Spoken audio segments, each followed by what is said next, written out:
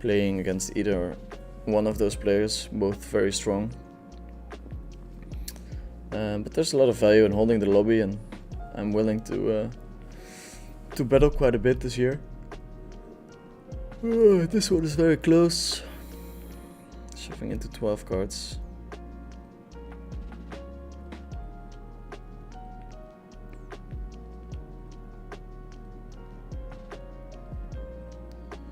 One pair with a rep. I will show the results of the push or fold at the end of the session. Again, in those graphs they don't include the rake, so they always look way better than they actually are.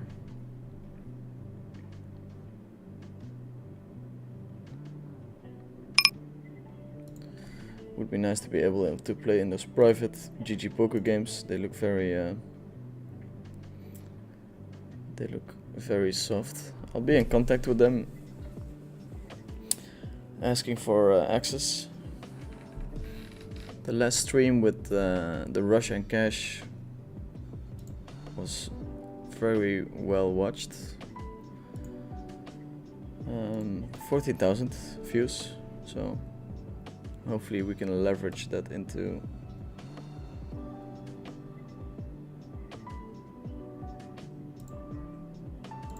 playing some private games.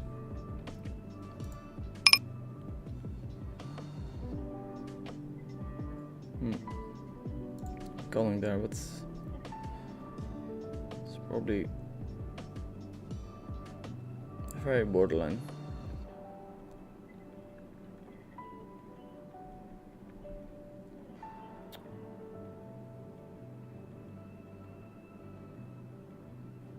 It's probably a mistake, potentially a big one.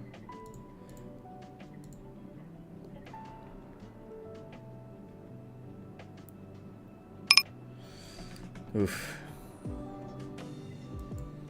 Gonna try, but again, if you get called there, you're doing very bad.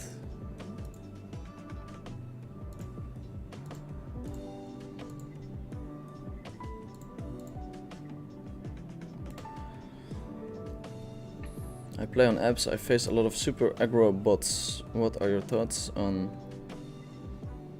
bots? We're being reconnected.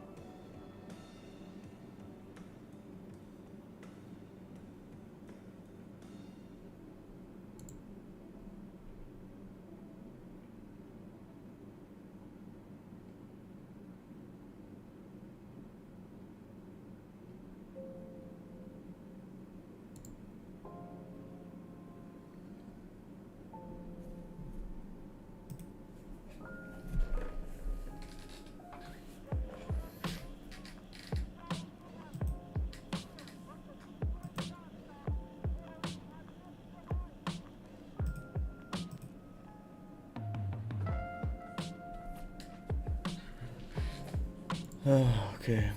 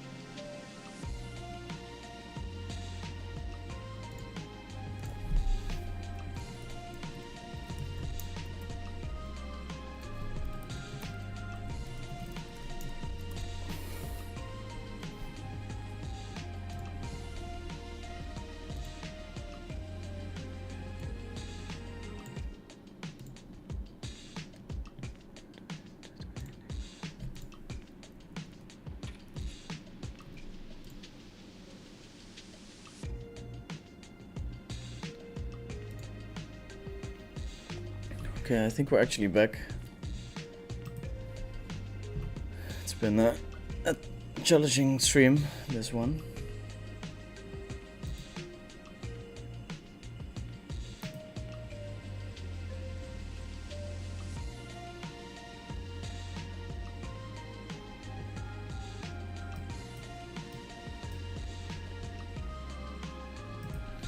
It's been a challenging stream.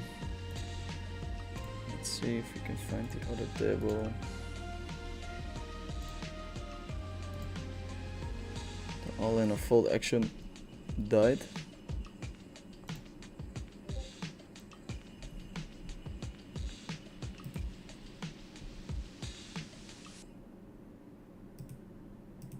I'll delete this one. And we're going to try it again, boys and girls. Let's see, Jeff is saying good luck tonight. Thank you, sir. Restream channels and information.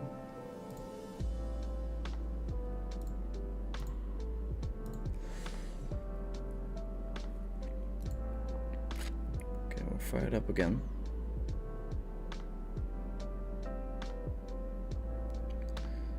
One table there. We'll put a Russian cash table. People seem to enjoy it.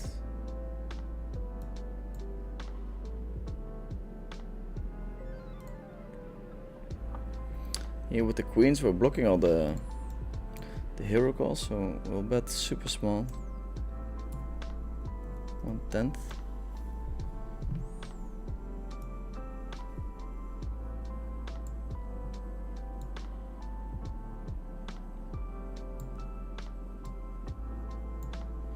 Let me know if the setup is okay. Get raised here. Easy fold.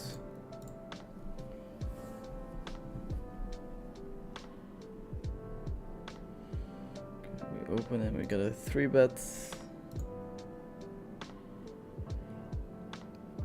We'll just keep on trying. I'll click the auto rebuy button.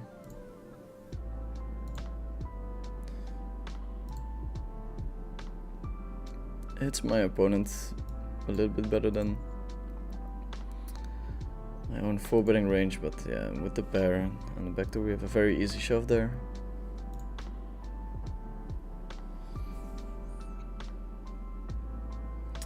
Let's see if we can do it 4th time as a charm. That's what they say.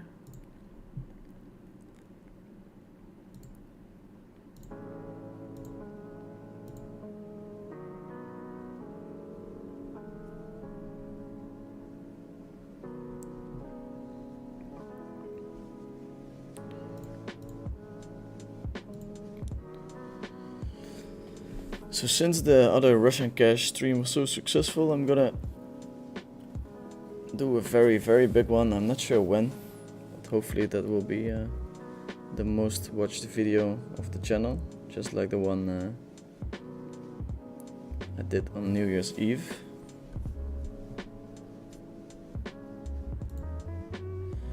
What playlist do you play? I'm playing music from Epidemic Sound. It's music without a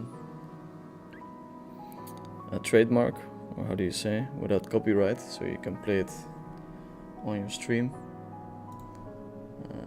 I think both checking and betting is fine here.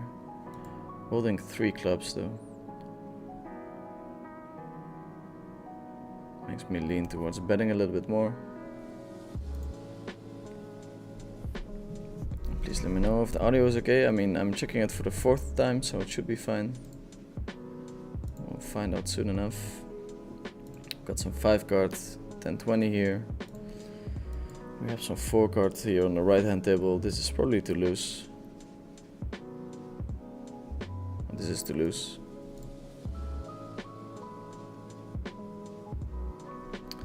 Also, whenever you're opening an ace of diamonds, king of diamonds, you're blocking the possibility for your opponent to have the second flush, which is quite bad. In position deep stacked, we don't fold much at all.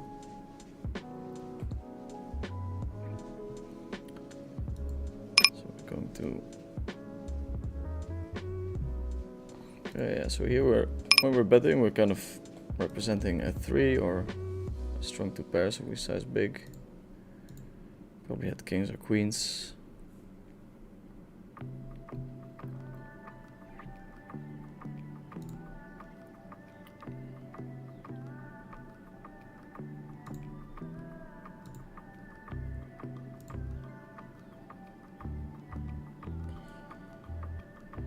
Can you speak about the Gelfin challenge? Did you have 100% in yourself?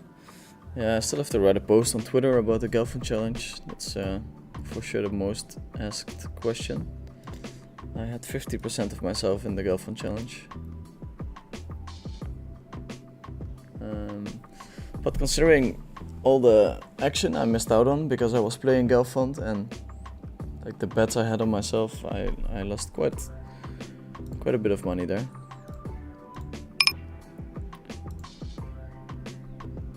It did shape me into the poker player that I am today, which I'm very happy about. While you guys are watching the stream, make sure to leave a little like. It helps with the exposure on YouTube.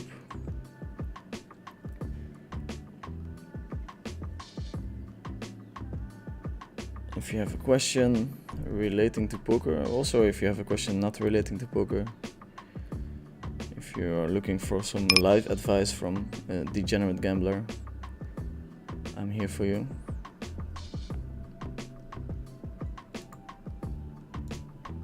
I am here for you.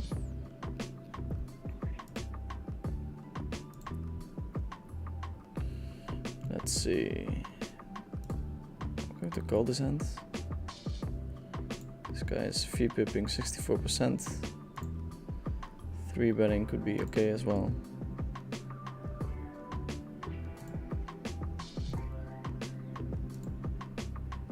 Let me know what you guys think about this setup.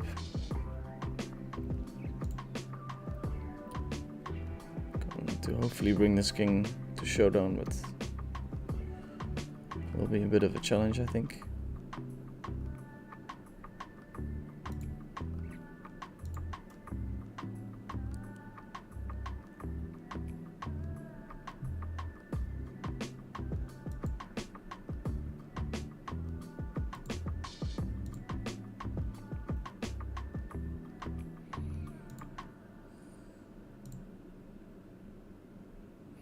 We get a good luck from Franco Andre.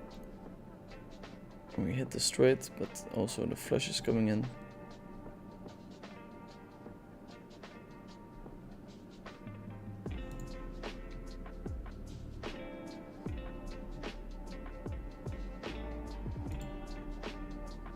Going to check this hand.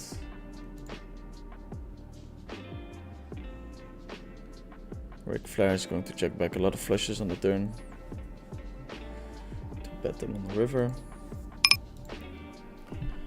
Here in the small blind, hands like these are very borderline.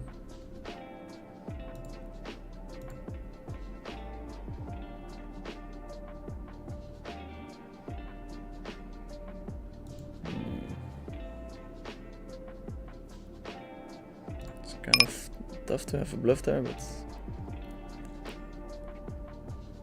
no time bank here, unfortunately. Have to be sharp.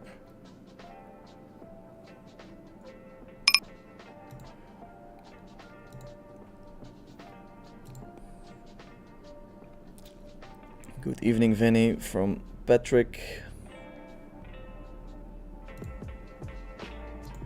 I guess a lot of people are tired from tuning in and then getting booted from the stream, but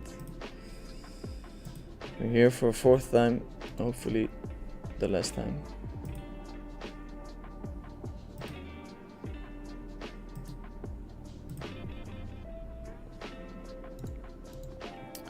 $100 big blinds deep, so can open a lot of hands. Good general rule for position is that whenever you have position on a deep stacked, you can abuse your the fact that you're in position a lot. The shorter you get, the less important position is. So for instance, if you're holding 40 big blinds, you cannot open nearly as much as when you're holding 200 big blinds. Going to go for the aggressive route with his hand. My opponent seems to be opening a healthy amount of hands.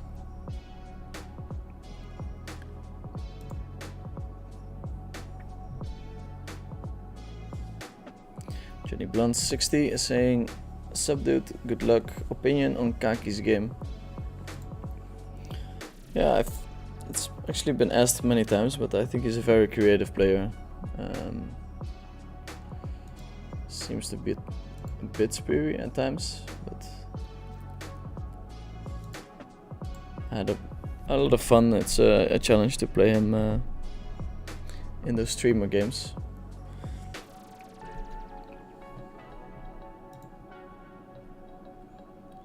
Definitely a person that will be able to find enough bluffs in spots where other people won't, and for that reason also calls. So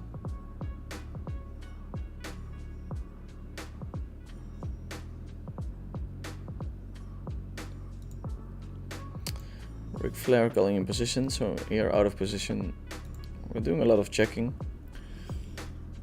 and whenever you do check a lot you can check raise quite a bit more.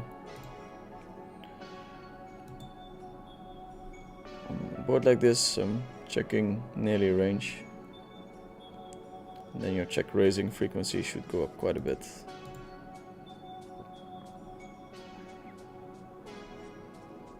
Okay, we have this guy's full house.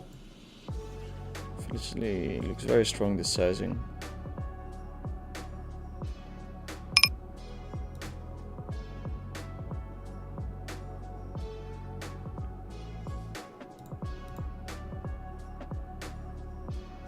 Got the call from Rick. Mr. Perez.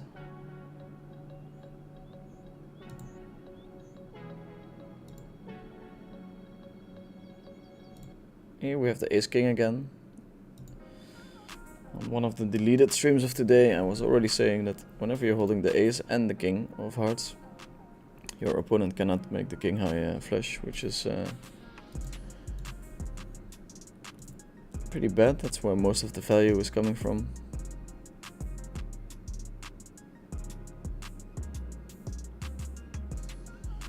Donkey Chess 69 is saying, "Can't fold, we have a potential chat pro in the chat."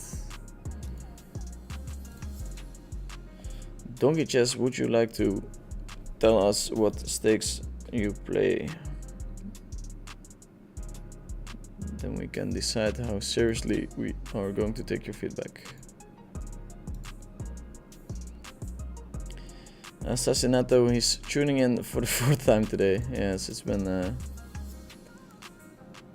challenge.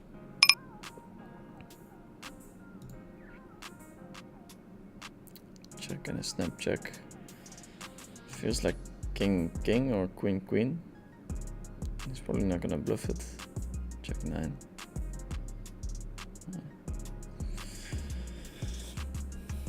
Probably not a horrible time to start bluffing on the river, but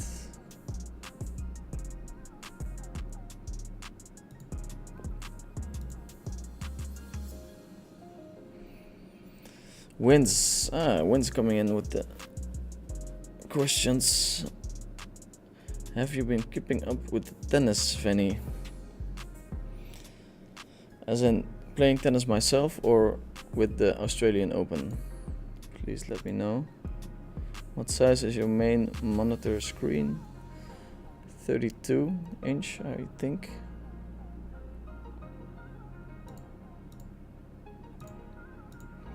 This guy seems very tight, huh? We give him the tight tag.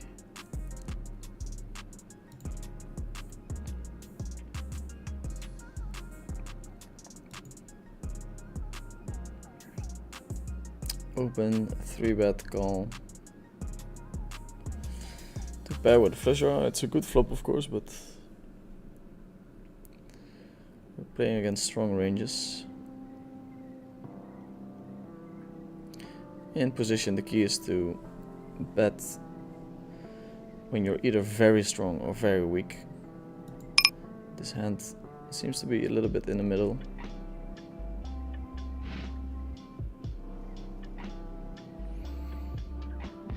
I think folding is fine here, and then here we have a funny spot where, of course, we have a strong hand, but aces beat us, a queen beats us, 9-10 beats us, ace-10 beats us, so we can maybe start turning this into a bluff. We have a lot of king-queen in our range here. We're blocking a lot of the queen-jack and king-queen, hands that could slow play.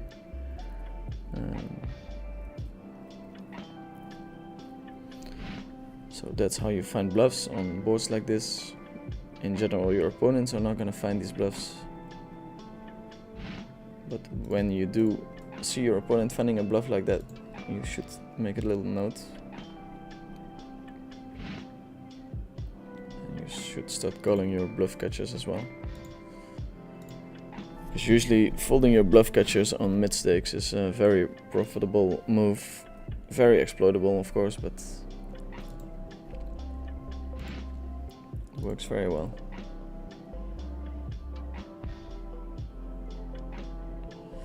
Despite the fact that this is already the 4th stream, my desire to receive an answer has not diminished. I will try again and again and again. But they say that playing poker is hard. They haven't tried to ask Venny a question yet. Yes, feel free to ask it again. This hand we're going to open. People seem to under VPIP the big blind a lot. Using the ace of spades as a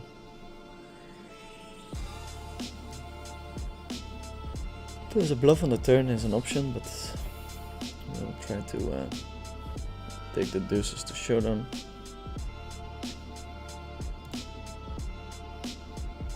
I like your loose playing style.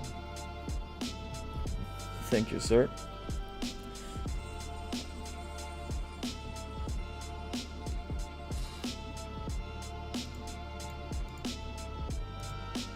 Would be fun to play some stream games or televised stuff this year. Where's the best place in Europe to play 4-card, 5-card live? I will not be able to help you with that question. I don't play much live, and all the very high stakes live games are private. Maybe someone in the chat knows where to play. I think King's Casino is hosting some PLO events, and the cash game should be okay around that time. So probably focusing on a tournament with a lot of PLO action is a good way to go. Now the Frenchies, they love to play 5-card. But it's tough, and it takes a lot of time for the cards to be dealt. To realize your potential takes a long time. Very swingy game, but it's a lot of fun. Let me know if you guys like this current setup.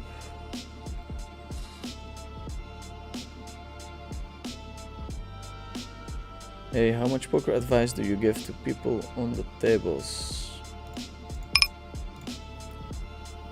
Well, in my stream I try to add a lot of value to people that play mid-stakes poker.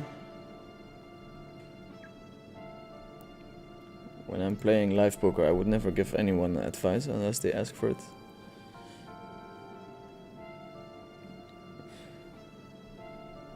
Jordan 36er. Hi, I play on apps. There are bots that are super adaptable and use population stats to shape them. They c-bet like 75% and overbarrel, flop, turn and river, fold to c-bet very low. That's interesting. They probably stab a lot as well. There's definitely things you can do to exploit bots. So once you have a decent sample in them and you have a very clear view of what they are doing, you can start putting more strong hands in your calling range, for instance, to combat overbarreling. and it also teaches you a lot of things about how the player pool is playing, which is even more interesting, I think. So apparently people are too value heavy when they're check raising. They fold too much when they're checking. This is all true for mid stakes mostly. People become somewhat balanced at the higher stakes, but they're still hugely unbalanced.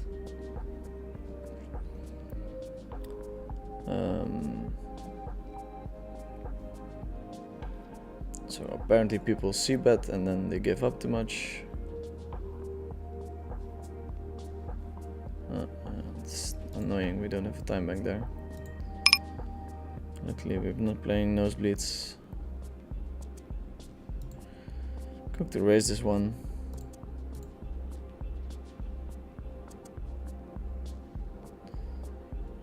Of course we're blocking the jack 10. We have a heart and 9 gives us a straight. Not that we're looking for a 9, but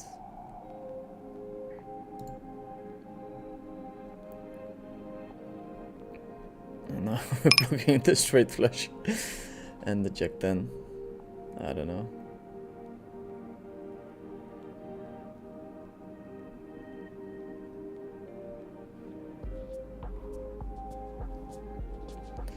I mean, he could have quads. It's entirely likable, or entirely likely.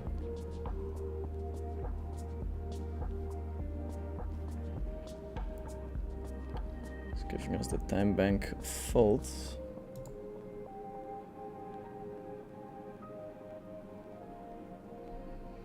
Do you have any info about this issue, and do you think there is a person behind this RTA? I find myself superhero calling them unprofitable, but they are adjusting so fast it's unreal, like AI bots. I think they look into the frequencies of the people in the player pool and then they base their tactics around it. From what you're saying, they go pretty exploitable. I think there's a lot of value in studying them. I mean, it's better not to play against bots, especially not in high rake environments. But if you decide to play against them anyways, it's nice to know how they play. They teach you a lot about player tendencies as well. I don't think they're adjusting player to player, but it could be possible. Okay, so here we kind of have air. This guy has a very tight range, so he doesn't connect with the 5 or deuce. Even queen 5 and queen deuce is very unlikely.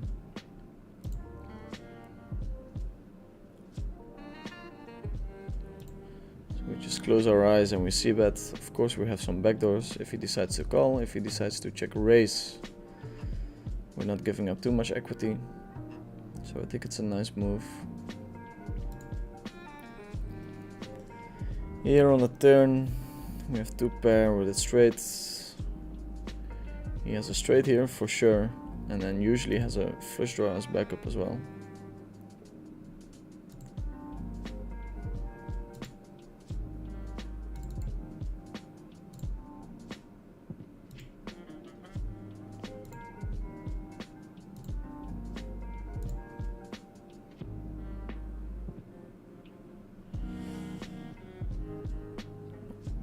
João Magalhães, probably doing a very bad job there, but he decides not to bluff there.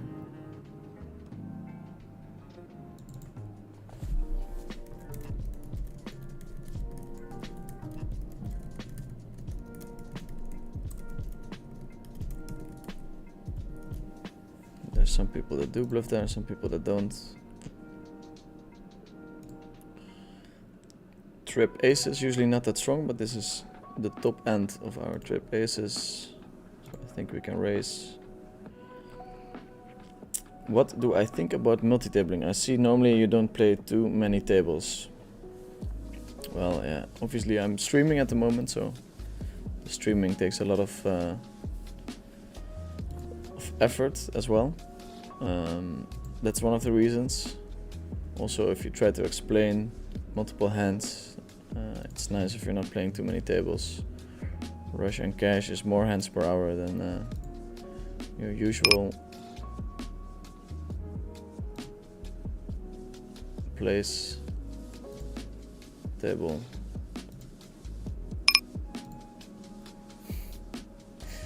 Bluffing against jacks and folding against bets, that's what we're gonna do.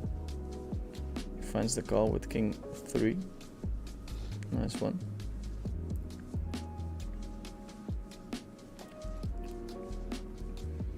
We're holding both ace and king of spades, so sizing down a little bit can be fine. Very hard for him to have a calling hand here. He's betting the straights on the turn.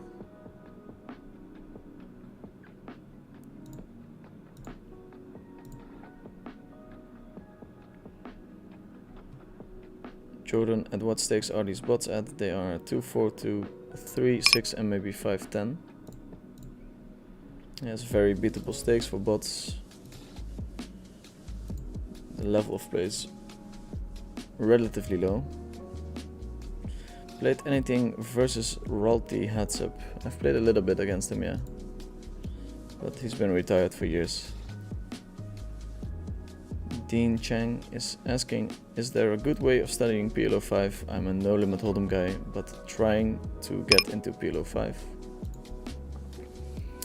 Mastermind and Vision both have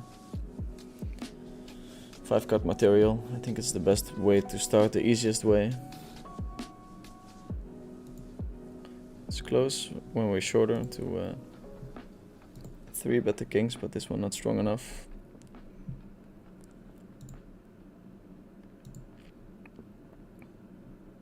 Check raising the turn, of course, is a possibility. Letting go of the 3 pair. Hi man, full-time mid-stakes PLO pro here. Curious about your future plans with poker. Have you thought about retiring or getting into a different career than poker at some point in the future? So actually I've been semi-retired from poker for 1.5 years, trying to find something new that I was as passionate about as poker.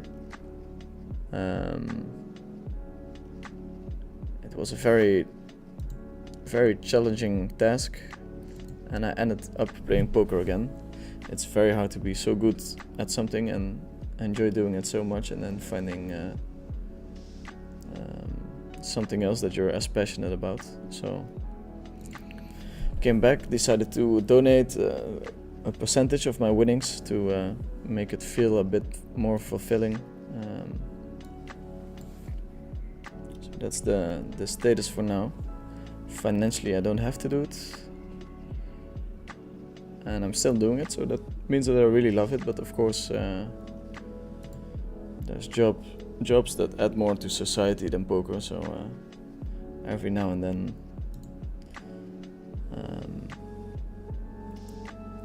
I think about doing other things, but if I want to do good for other people, definitely playing poker and donating and part of the proceeds is better than doing stuff myself. But it's definitely a question that's on my mind a lot.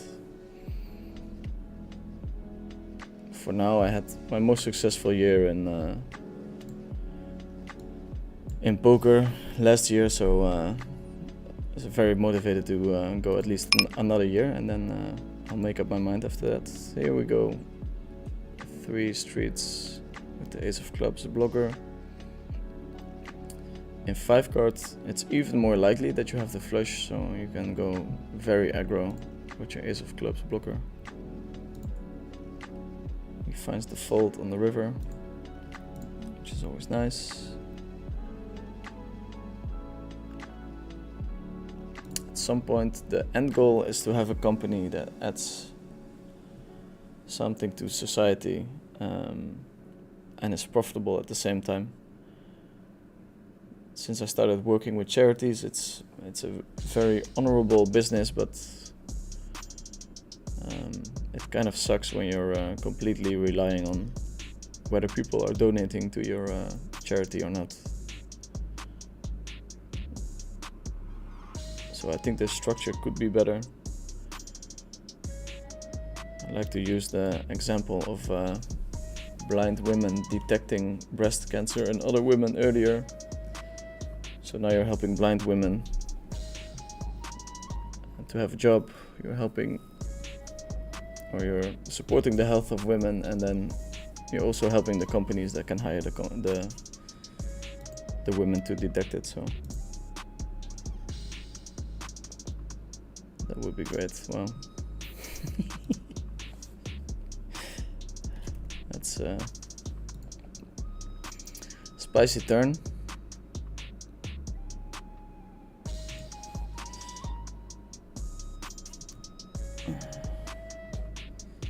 Then 8. Unlikely snap. Check. I never paid much attention to it, but you want to be a little bit careful with your checks. Not doing it too quickly. I don't read into it too much, but you can give away information for sure.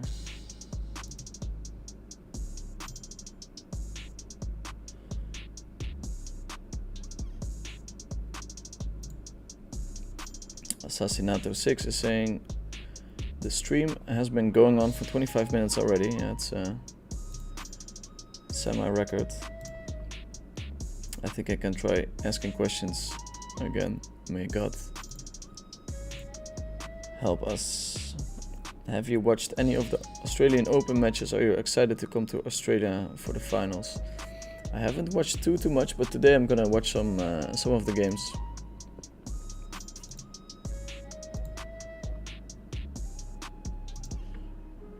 I would really love to see Novak in real life before he retires.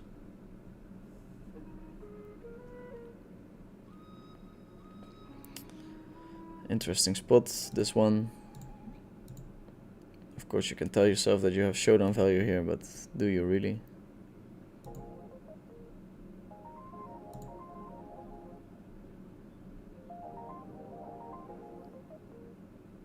We don't arrive here at the river much at all with the Ace of Hearts blocker.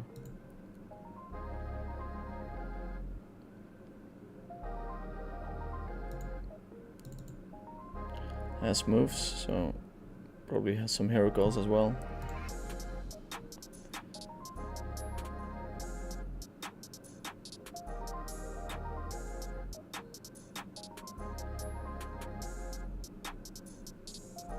Hopefully we're not getting stream sniped.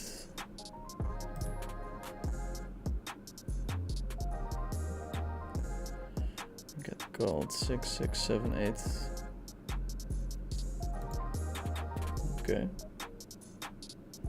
It's lighter than I thought he would call, but pretty good combo.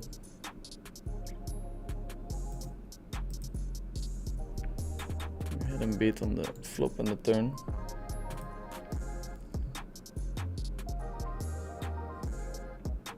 It's not even close, he can't see anything. Okay, I guess I still have some questions that I have to answer. I was watching you battle Click on 5k and Prudently on 2k heads up PLO, how all was going. I'm losing against both of them this year, but it's been good fun battling them. Obviously I want to hold the lobby, and I'm willing to battle for it this year. It's one of the things I promised myself, to become one of the better heads-up players, so don't mind putting myself in positions where I'm maybe not winning. Probably not, especially not considering the rake, so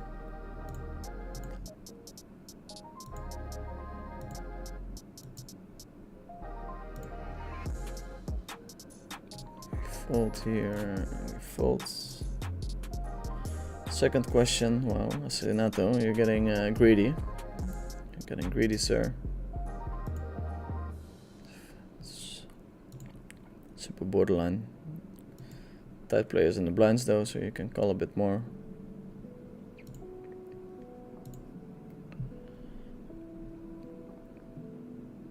Do you think bet heads up pillow 4 reg can beat big whale but on heads up pillow 5? And with what win rate? I'm talking about high rake mid stakes as in coinpoker, for example. I checked the rake on coinpoker for mid stakes the other day and it's quite high. So probably yes, you can beat them, but for a thin margin.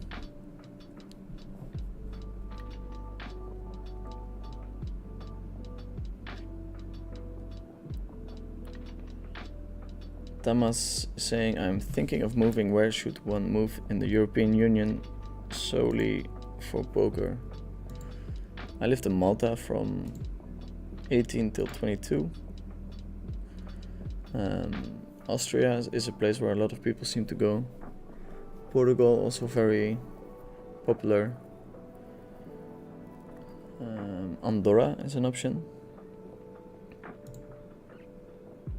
The UK is gambling / poker friendly as well, so have some options there.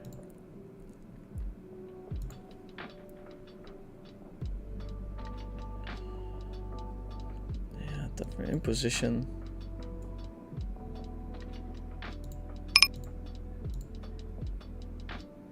Oh, I misread my hand here. I'm not sure, it felt like it became shiny at some point. We have 2 pairs, so I think we have to call there a fair bit. I think this is in one of the stream viewers.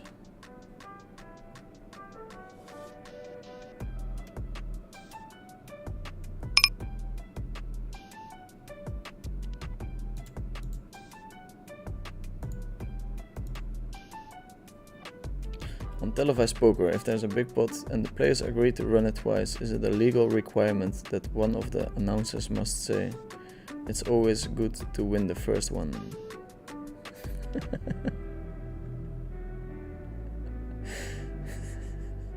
Steve, you're funny, huh? Yeah, it's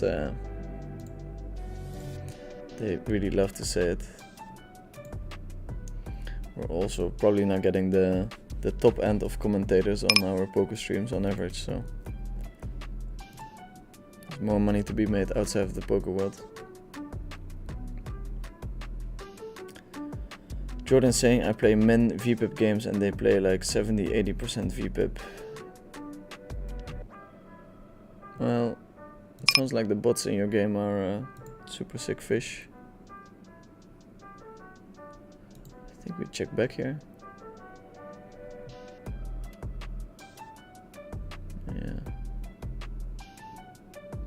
Pretty bad call, I think.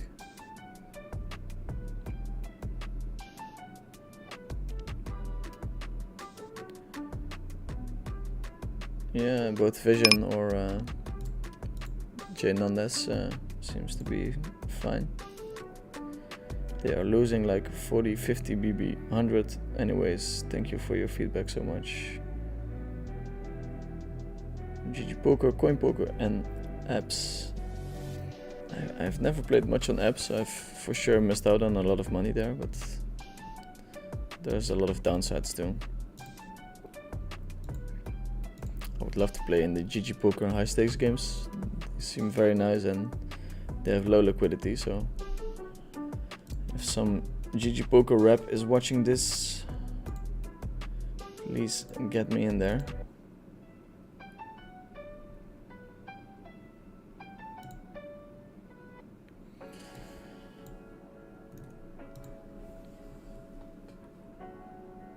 Four-way leading.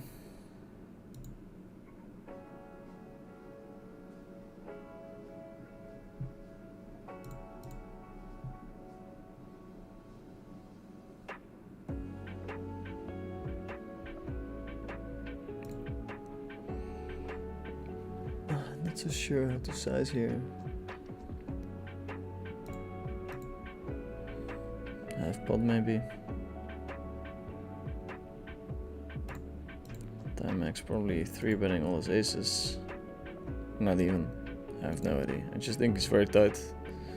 And he's folding here mostly.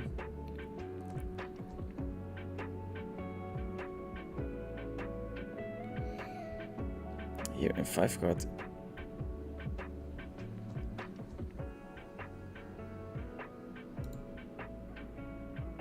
I think I'm gonna check the river actually.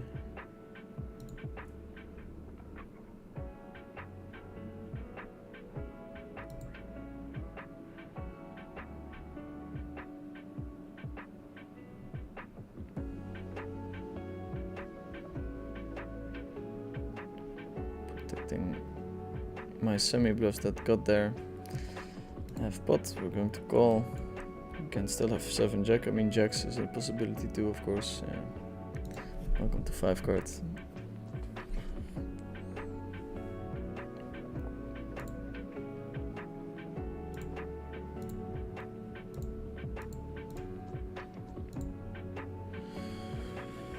Not sure if I'm a big fan of my lead either. I think jacks might be better. I'm blocking the 7.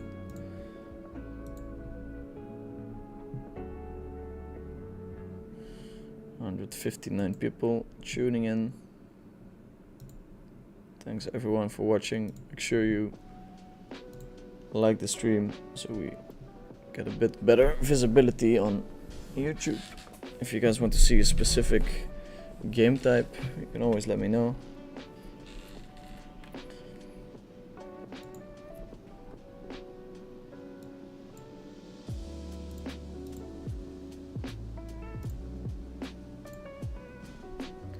I think this game is going to stop. I'm gonna mix in a cheeky check. There's not really something that's gonna go wrong here in terms of bad turns or rivers. Sometimes you want to protect your checking range. I still have a lot of equity, yeah?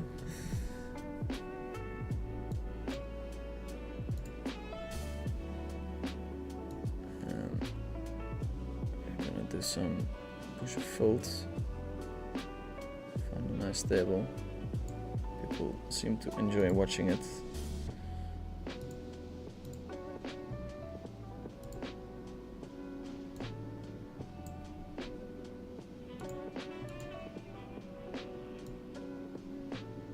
Very hard game to beat. So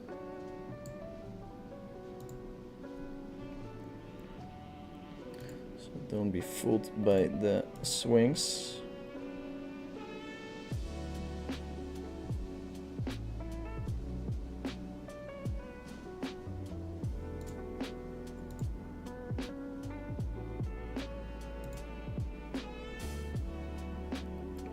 Esbjorn Fornasgaard is asking, does the Stallion play any poker these days? Yes, he's a very successful poker player. He had a good year last year and he's gonna play this year, I'm pretty sure. He might actually be on the stream at some point. Let me know if you guys are interested in seeing another Victor and Dirk stream.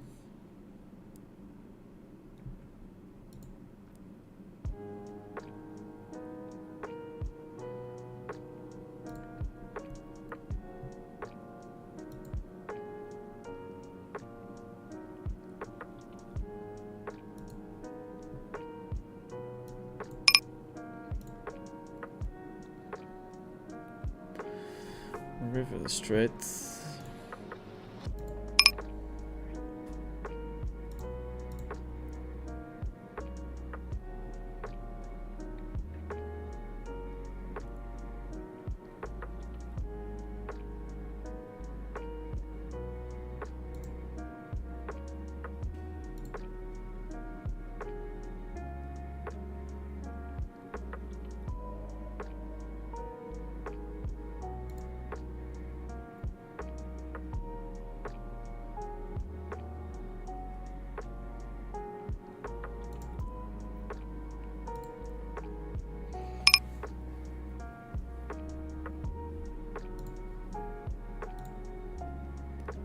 Why play Pilo 1-2? Did GG put a deposit restriction in on your account. No, but I think it's more relatable to a bigger group of people. So it's either 10-20 or 1-2. Hopefully we'll have a high stakes game on coinpoker running soon on Sundays again.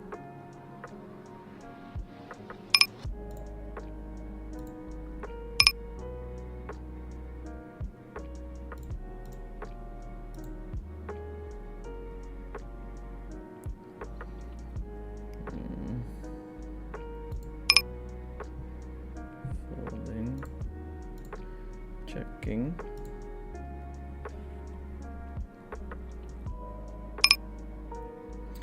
I have read all your Twitter posts from week 1. Why do you think you were struggling? Doing timeout with trips is also a very important way to win money at poker.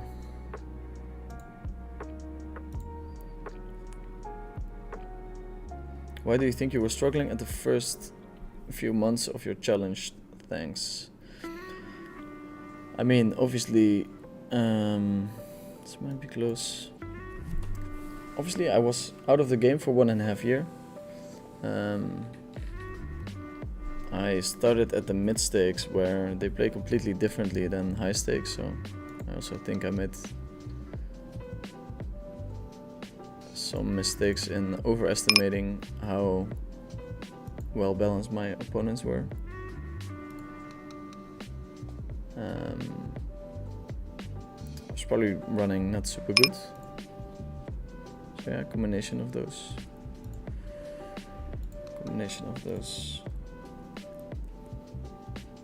You mentioned rake is high, opponents, etc. Yeah, it's different. The landscape, poker landscape is way different. Rake is higher, opponents are getting better. Especially the rake, it's a very big one. People always seem to underestimate how important that is.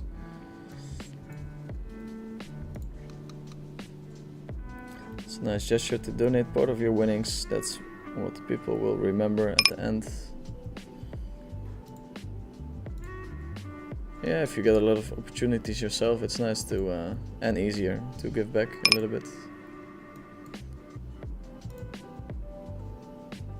I will be posting on Twitter the 10 charities that I'm going to work together with, or that I have donated to last year. But I'm finalizing the document still. Always takes a bit longer than I would like.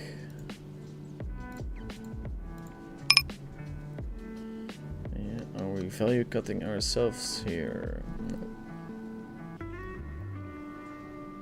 His hands seem to be pretty face up.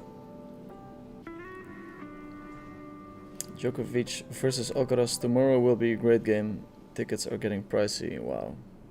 Yeah, that's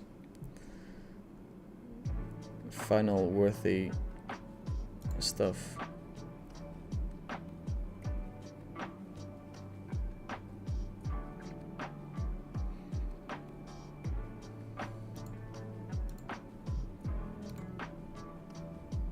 Who would you bet your net worth on in a 15k hand challenge, Sanita or Barry? I think at this point the consensus is that Sanita is better than Barry. I also know Sanita a little bit. If there's someone to beat Barry, it is going to be Sanita, but still super scary to bet against Barry. Such a bright poker mind. I would be surprised if the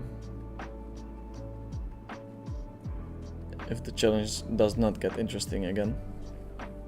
I think Barry also has a history of losing quite a bit of money in challenges and then completely wrecking his opponents in the end.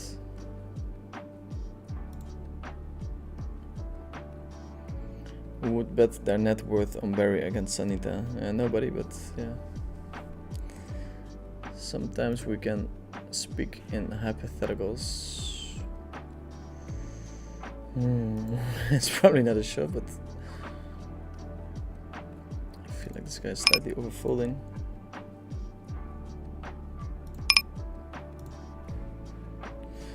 Assassinato saying, okay, thanks for the answer, good luck today, man. Last stream with battle with clicker was gold, very liked. Nice, man. I appreciate all the positive feedback on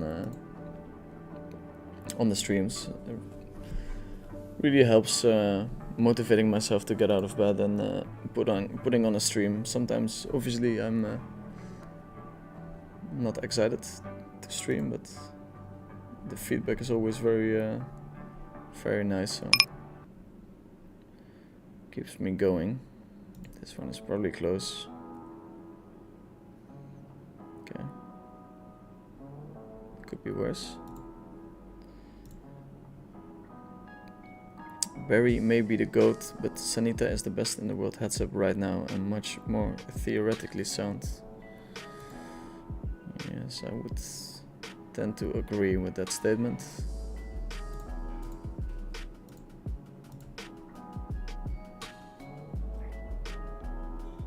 I play a lot on X-Poker and I am playing PLO4 with 3 blinds. 1 big blind, ante, 7 max.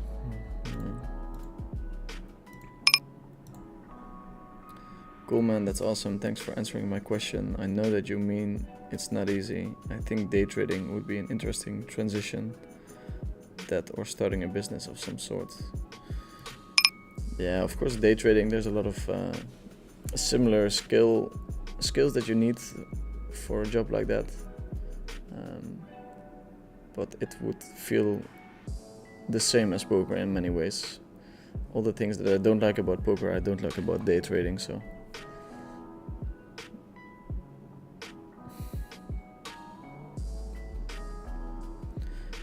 Actually, I think it's fine to fold here with no pairs blocked on the board. Blocking the flush draw as well, so.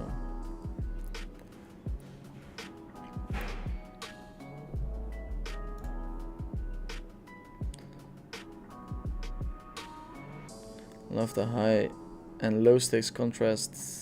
Thanks again for always doing such amazing content. Good luck today. Thank you, chaps. Appreciate it. I'm going to shove this hand.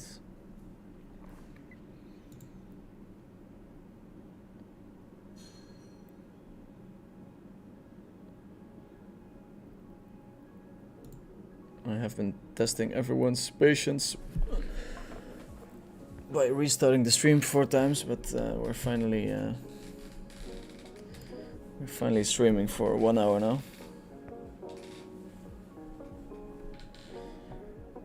The Sun pool seems to be very soft around this time. I'll be showing the results of my session at the end.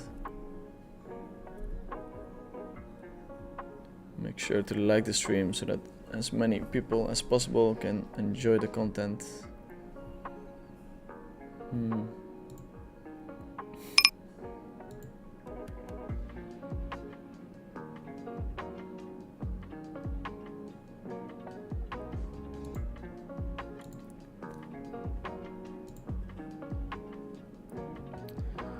Hi Dirk, how do you feel about coinpoker changing their policy on heads? Do you use heads for your play? Losing out on the internet.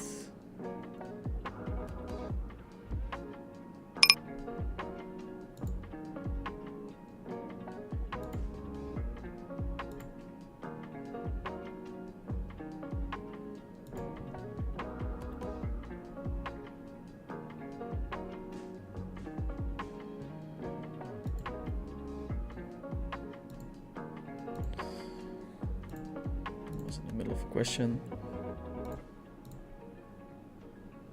Okay, GG Poker just shut down. It's been it's a challenge today, huh?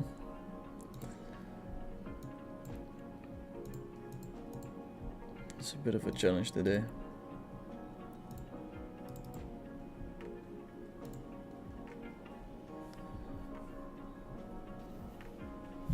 Going to fire up GG Poker again.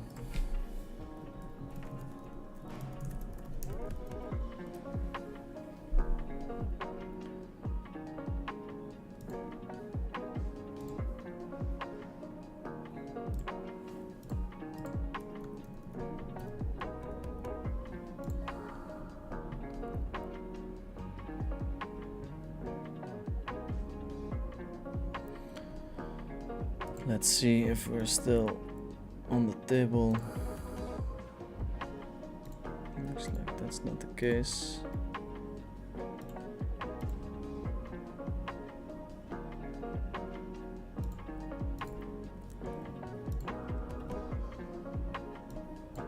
Okay.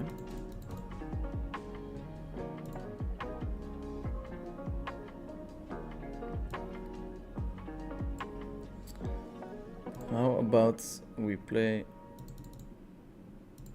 4 tables of Russian cash? Ah, wait, we got this one. First we will play this one and then we'll go for some hardcore clicking.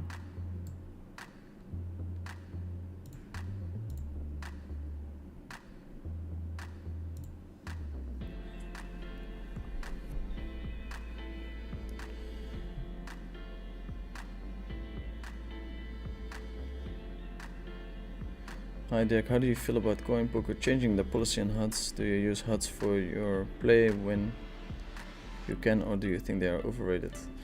I haven't used HUDs in a long time. I think it's very nice to leave that part of your study for off table. I used to be very big on my HUD, but then a lot of sites started banning them, so got more used into playing without one. Easy fold here.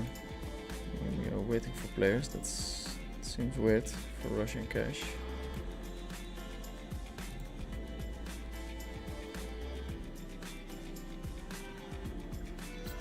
Would be very cool to see other guests you bring in. I'll be here. I'll think about it. Maybe another podcast would be nice. Joey is so far not dropping mine, so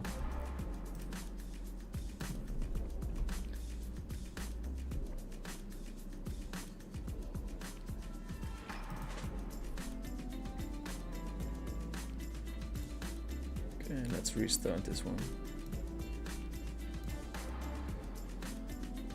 Rush and cash.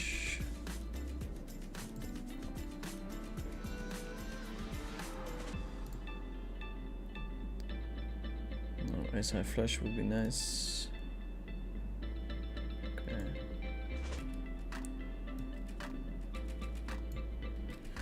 We are back.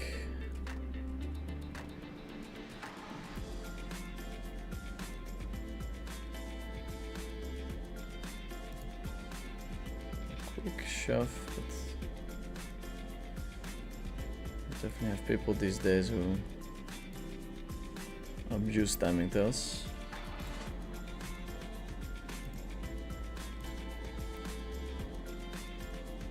Do you plan a stream to analyze viewers' sessions? I have nothing planned. I have a very long stream planned where I play 12 hours of Russian cash or something. The last Russian cash stream was very successful, so a lot of people would like it. Also, when I go to Jeju, I'm gonna hopefully bring the vlog to a next level. Someone's gonna join me to film everything.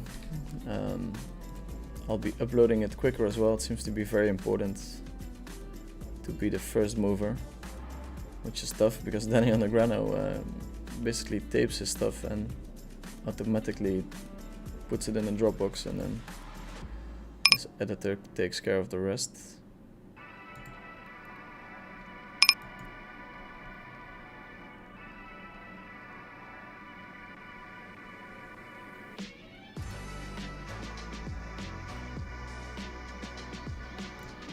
Bottom pair with double backdoor. Seems to be good enough.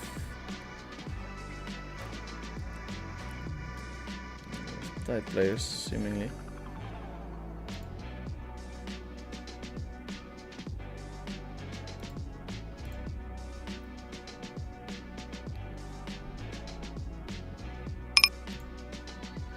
I mean, if the demand is there, I can do a session where I analyze the database of someone or of myself, but all the hardcore poker stuff seems to be interesting for a very select group of people.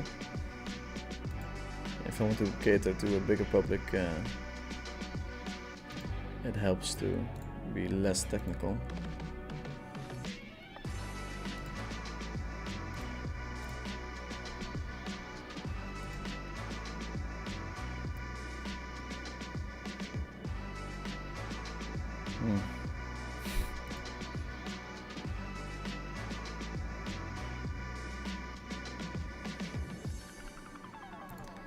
We make a bad call and we get rewarded.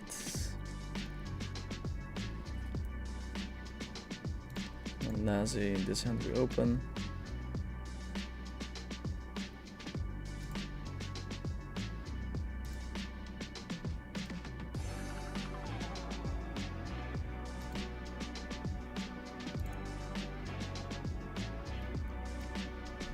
Patrick, yeah, classic Barry, start 50 buy-in downswing, then crush your opponent's quits.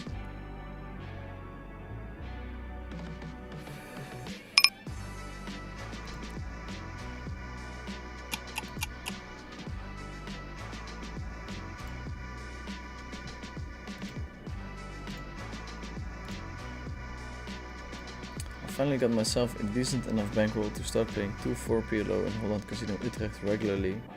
But they just increased the rake to 5% cap, 6.25 BB. I think I will stay at home now. Yeah, that's pretty retarded. You can't beat that, no. What's the biggest jackpot you've won on all in or fold? I never won one. This hand's probably not open, but yeah, you look at the low V pips and how bad can it be?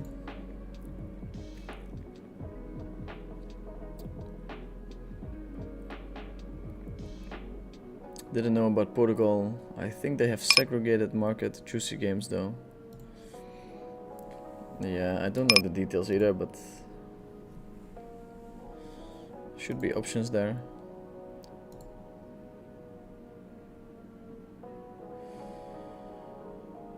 Luigi Stacks is saying, sorry if you answered this already, but what is the game format on the left?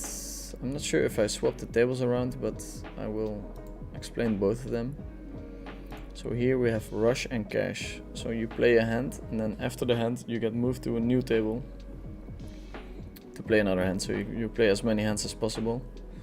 Obviously for the poker side it's interesting because they rake more than on a regular table.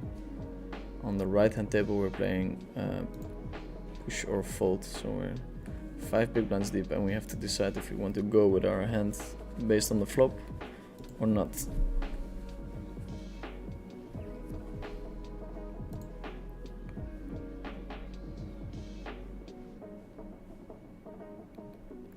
What you don't like about poker and day trading? I think trading is for 98% population.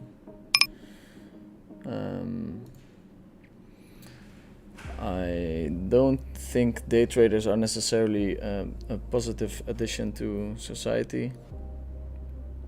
That's one thing I don't like about it. It's a job where you're on the computer a lot.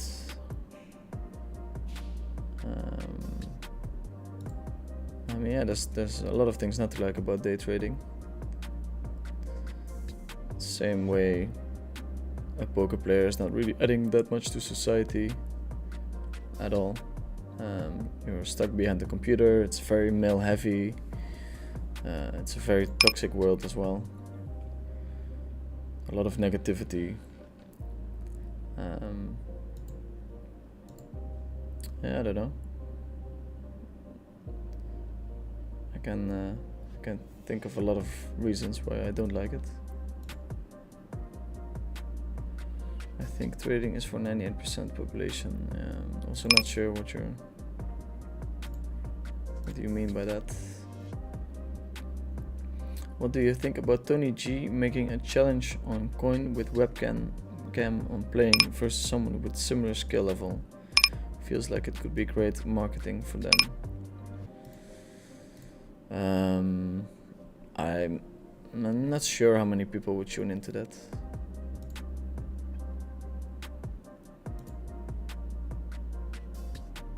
I mean, of course, a lot of people would love to watch Tony G. Going to lead here.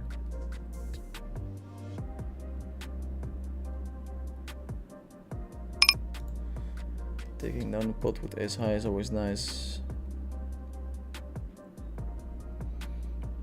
Me playing against Tony would be amazing content. Up for that. 98% gonna lose. I don't think it's 98% for poker, but that number must be very high. The big winners, they win a lot. There's rake on tables, so the number should be pretty bad here. But better than 98. It should be better than roulette, I think. Although I've played against a lot of players that would be better off playing roulette than playing against a table full of sharks. Hello Vinny, do you have very accurate pre-flop ranges for coinpoker anti-structure or very similar from GG game? No, every structure, whenever there's antis, it's very, very different from non-anti games, so you have to run a sim to find the right frequencies. Just moved from No Limit Hold'em this week.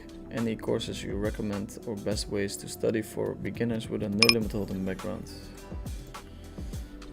Yeah, Run It Once and Jin Nandes both offer a lot of interesting material. Upswing, I've never seen the stuff on Upswing, so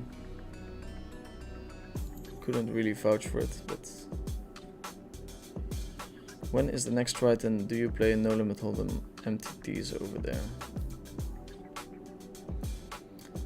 The next Triton is in Jeju. It's will be at the start of March for me, or that's when the Pot Limit Omaha tournaments start. I will be playing just the PLO events there. I did run into Jason Koon in the gym in the Bahamas, and he told me I should get into short deck. So I'll look into it a little bit, but probably Jeju will be too early. Also not sure how motivated I am to start learning a new game, but might be fun. Might be fun, but probably not worth my time. Making a tight fold there. Here as well with a wild player on my left.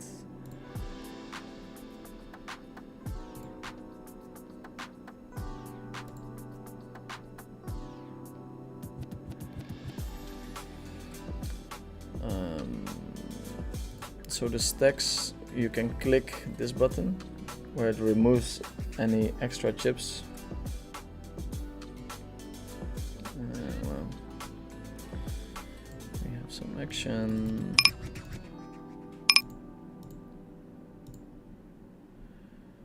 Okay, I'm gonna sit out of this. Leave next blind.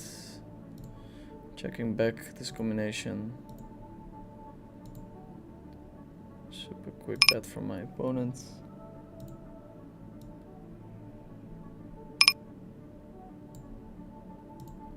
Raising, of course.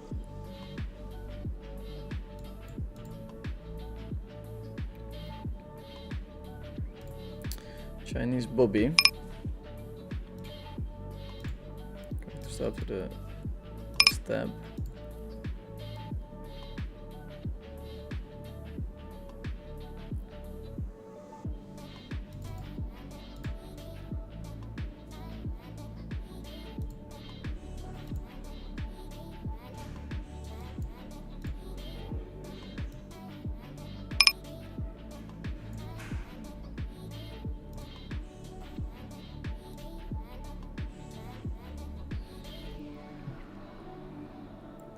I think most regulars are c-betting there, so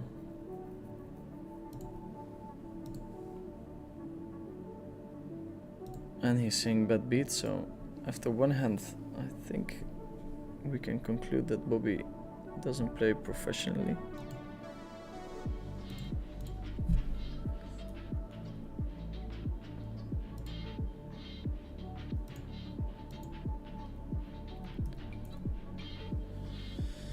Unlucky, sir.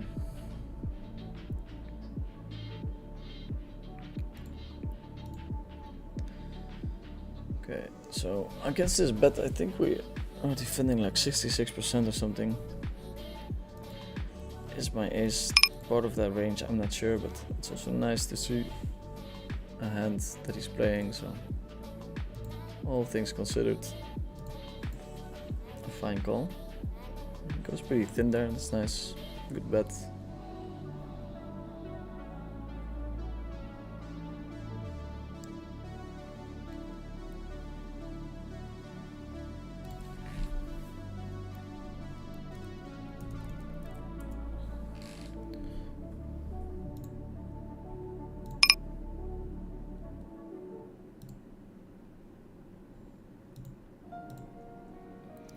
He's asking for no limp game, which is very fair. If you're playing for fun, it can be super annoying when people limp.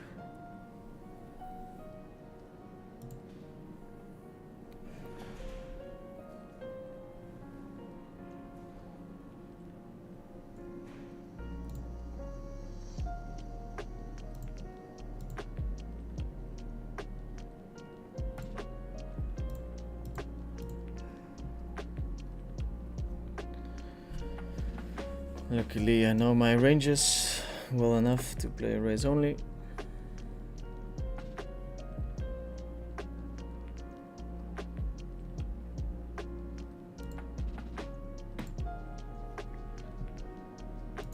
It's nice that we have some heads up action.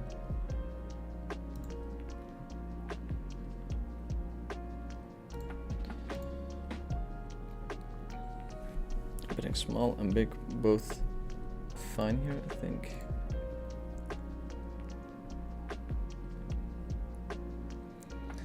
Get check raised, and we have a 9 of diamonds, which is a relevant blocker. So we call.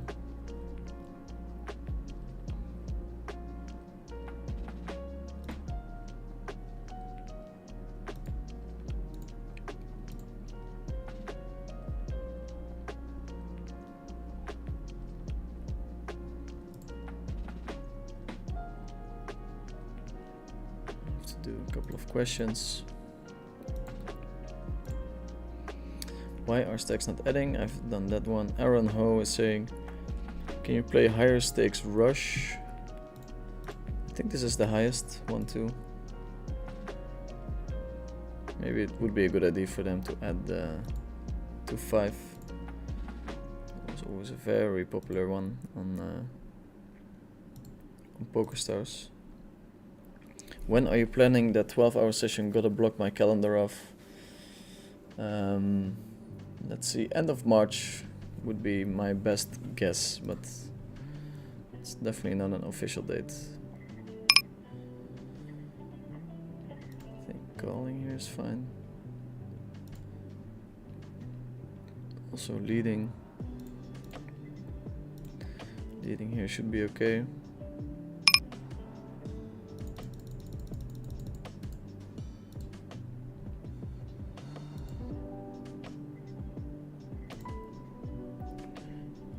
Check that one.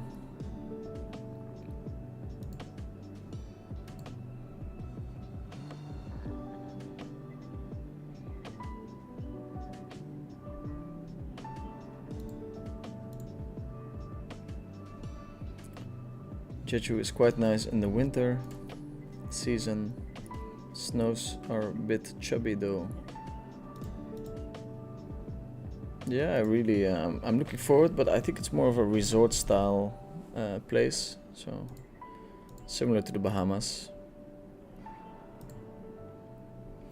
Enjoy live play versus the analysis of a database. To be honest, I play, but just seems dry to me. Yeah, I think so too.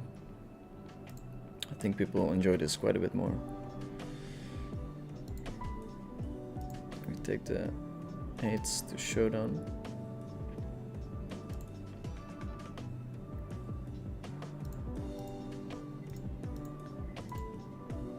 Since we're playing against Chinese Bobby, I think we should reward him with some action. 3-betting a little bit lighter maybe than usual.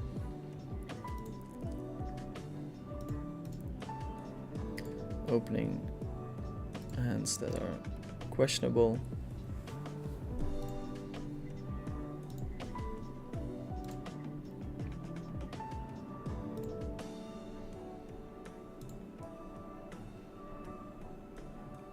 If you can make the same amount of money playing mid-stakes online or mid-stakes live poker, would you play live given you think you will enjoy it more, but playing live you will not improve your game? No, I would definitely play online. Online is so much better. It's quite comfortable, sitting in your own home, being able to order food, firing up your computer, quitting whenever you want. Live poker, there's a lot of downsides there. It's super bad for your health. Long sessions, like degenerate colleagues. I prefer playing online quite a bit more. If it's double the money live, maybe I'd consider it, but yeah, that's for me definitely not the case. There are some people that are out earning me by a very big margin playing in private games and stuff, but I think it looks better than it sounds. Of course, super crazy to play some private games in LA. You have a chef in the house. All the things a degenerate can dream of course, but yeah, and then very high win rates.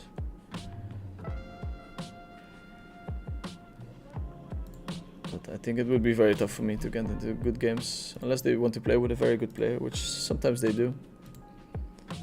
They like the challenge, but where do you live now? I don't disclose my location. Hola a todos. Hola hombre, Augustin, tuning in from South America, most probably. So yeah, we're raising a lot of hands so far against Chinese Bobby. I wish Coin would host a cash game World Championship. Going to Bluff the River edition next, now that the No Limit Hold'em edition is over. I don't think there's too many PLO players that would that would challenge in that one. So I guess they might do it if there's enough people who want to do it, but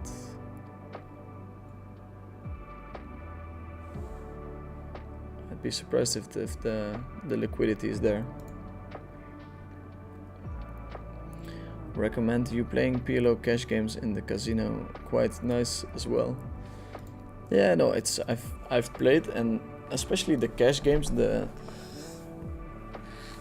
it's pretty good fun.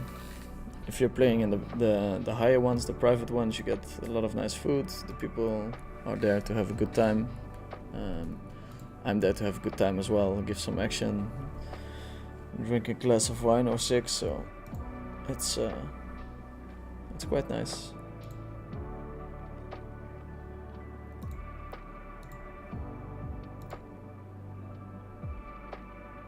I'll do it with my friends. I think in Australia I might do it. Go to the casino one night and play some live poker.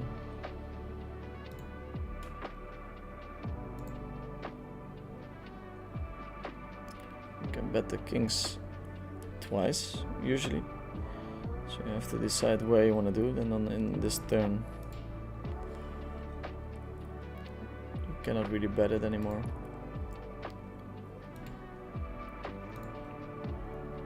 Against a small bet we're calling, we have a 5 as an out and a king as well. Can still bluff.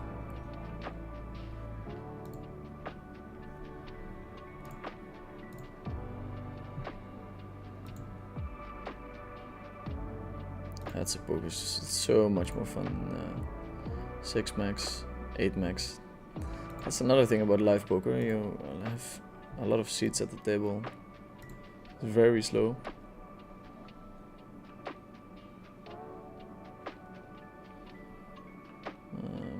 Gian is saying, can I make it? I'm not sure what you're talking about, sir. Big bet on the turn.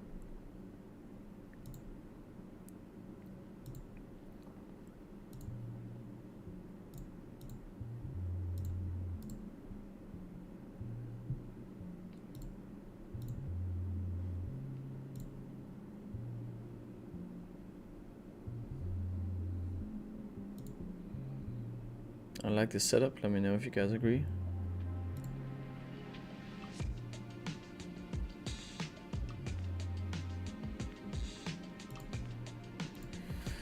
Big bet from Chinese, we have a straight and we're blocking 2 pairs, so I think we're not going anywhere.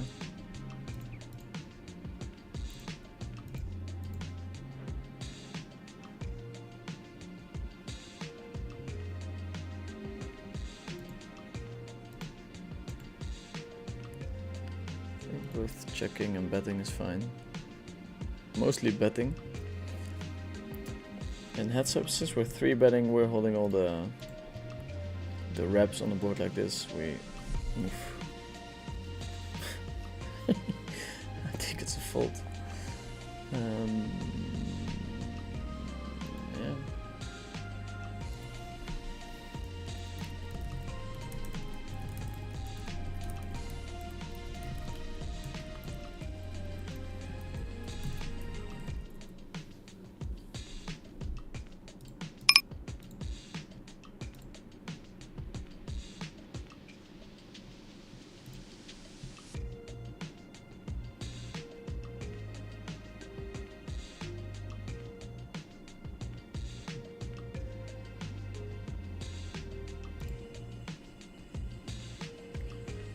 Small bet from Ditchy.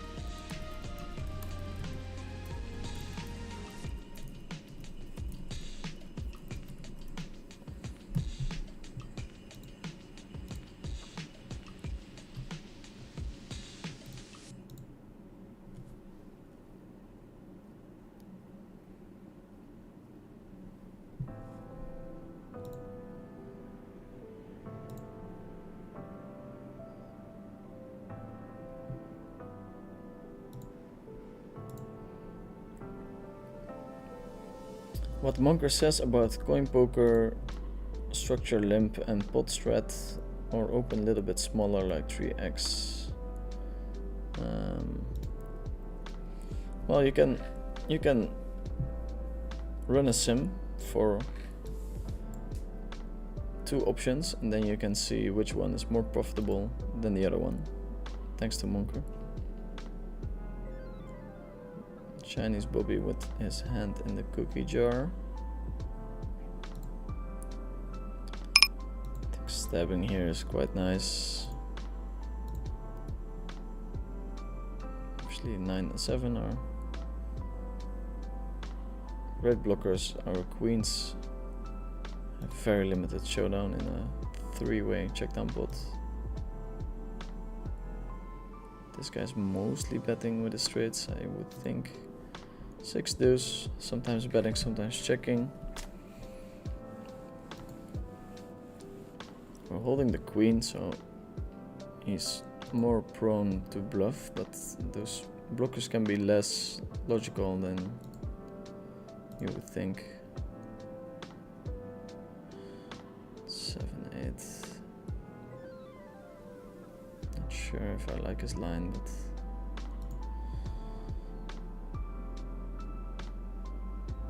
okay, he's got moves. Chinese.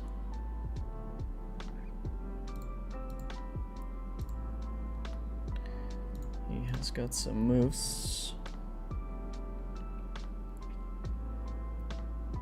Are you up and all in or fold? I will be posting, or I will be showing my graph at the end of the session. Probably streaming for about 4 hours.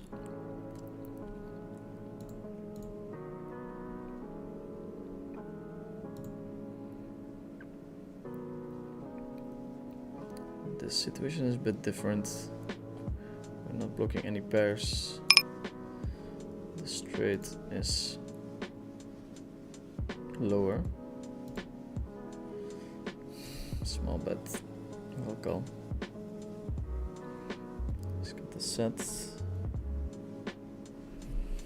Chaps is saying we'll keep an eye out for your socials. Thanks. It's nice to see a professional that treats recreationals well. Poker would be in a much better state if more pros did that.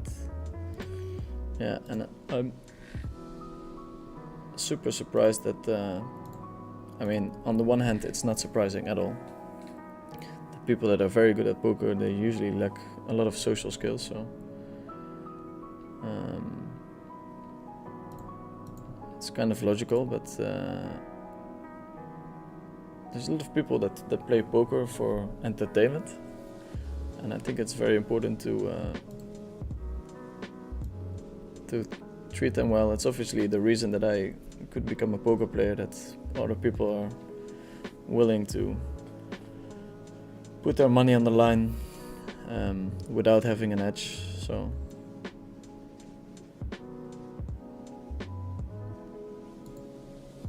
all the games moving to a more private structure live is super logical, because at first there was just a couple of super strong regulars playing with some businessmen, but then the businessmen started to understand that they are the ones who are holding the leverage. So I think it's a very logical development, and the poker GTO nerds kind of screwed themselves over.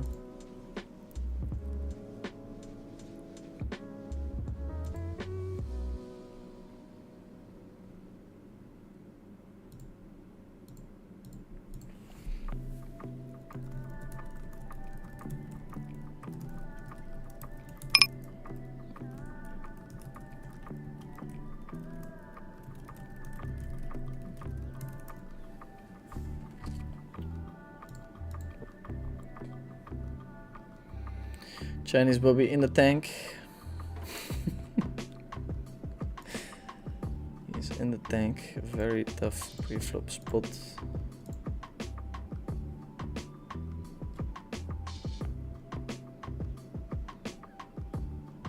Set out and gone. He's probably got disconnected.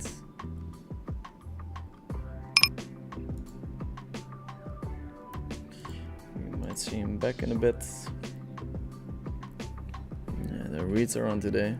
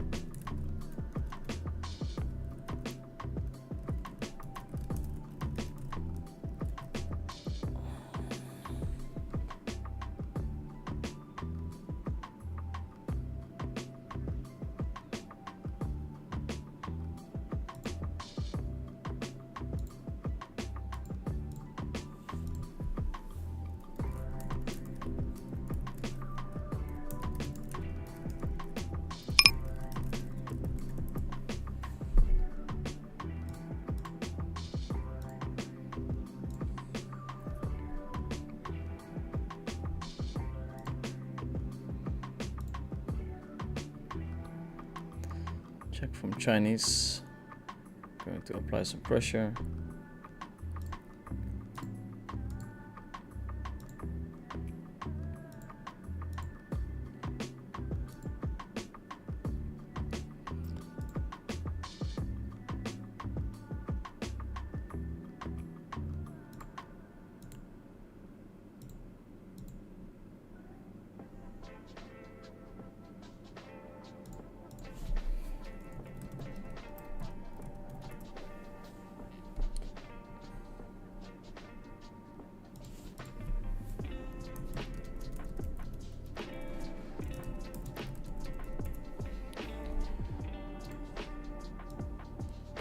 To find something new.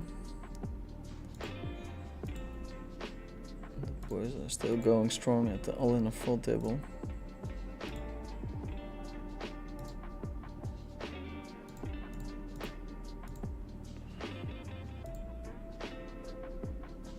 High rake at the casino in Melbourne and quite small game. Okay, fair enough.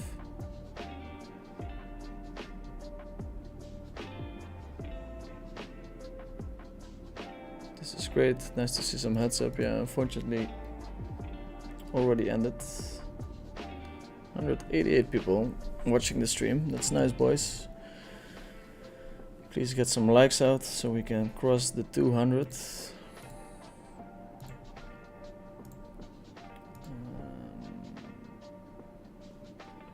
see if we can get this out of the way.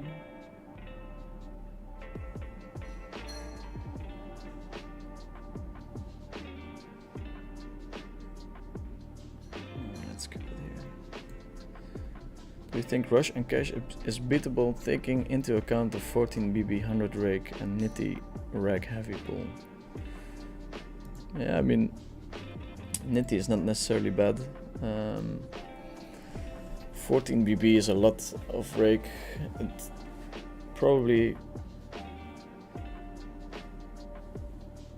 depends on your rake back. If you get decent rake back, it's doable, and if not, then you're getting crushed for sure.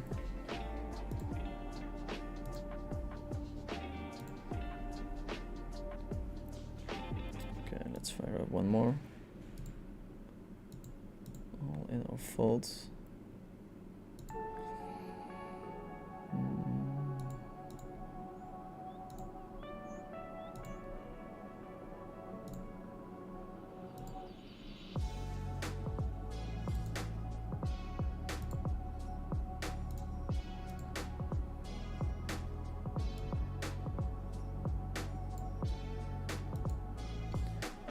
Jessica Toysdel.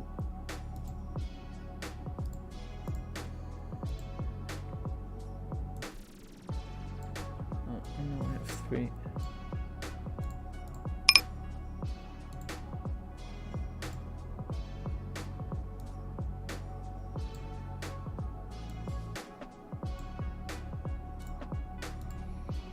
Aces.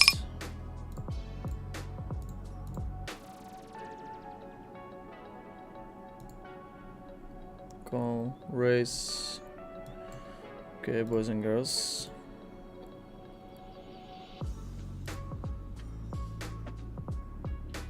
Check 6, 7, 8. He's got quite nice equity.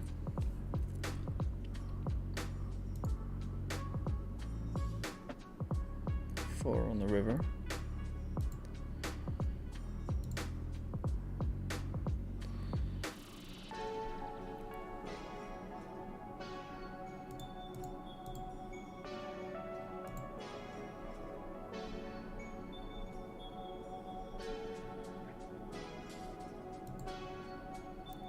Probably a fold. Probably a fold.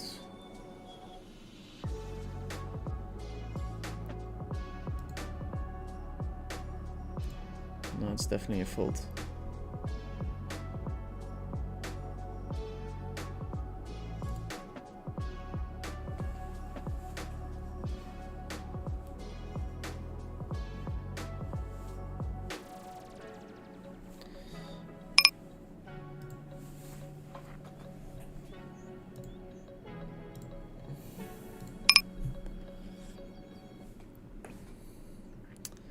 Interesting hand to call. The 2 would be amazing. We probably stack our opponent. And the king is quite nice as well, so it's a bit loose, but I think it's fine.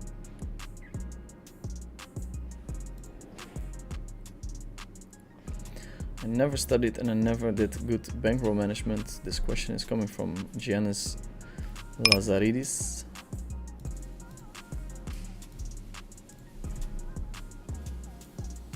I have played the biggest stakes heads up and 6-handed. Now I'm busto again and I have really big confidence on my game, and my secret is I grind a ton. Can I make it? Yeah, it seems unlikely. You need a mix of very weird skills to become a good poker player, and good bankroll management is definitely one of them, so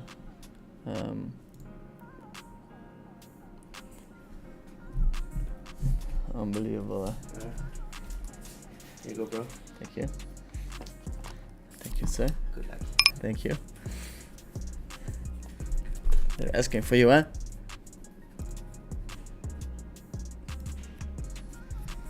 Nice little iced coffee delivery.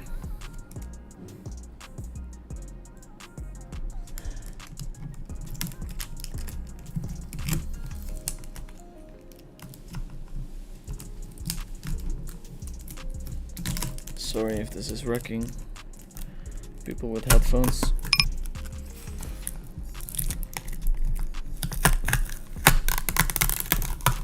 Yeah, okay. Opening this hand. Very tight players in the big blind. Get 3-bet.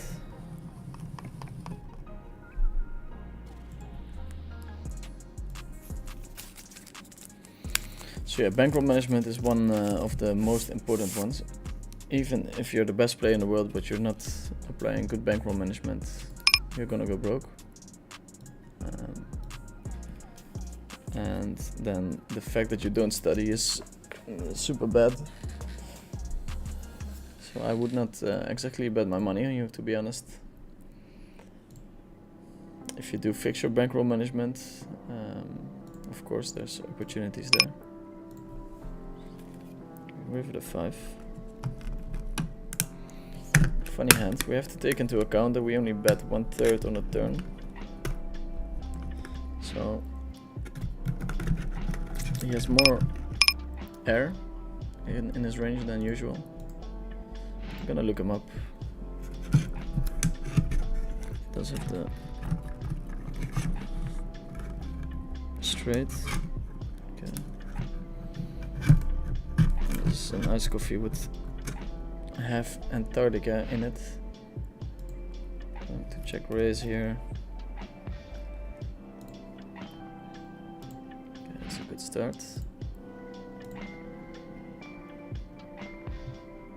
So yeah, Giannis, probably good to work on your bankroll management to start studying, and then you have all the experience already, which is worth a lot still. Not trying to be mean, but trying to be honest.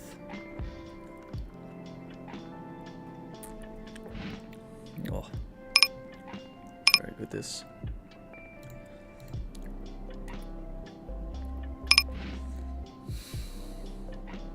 Pot bet.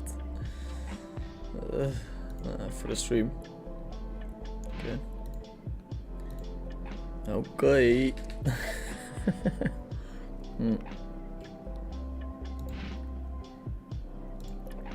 Go all in.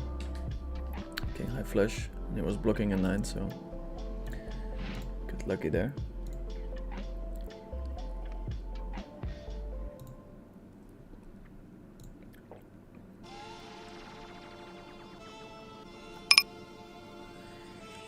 I'll do another mukbang soon. Don't know why, but people seem to love it when you eat on stream. Don't forget to put down a little like. It helps with the visibility of the stream.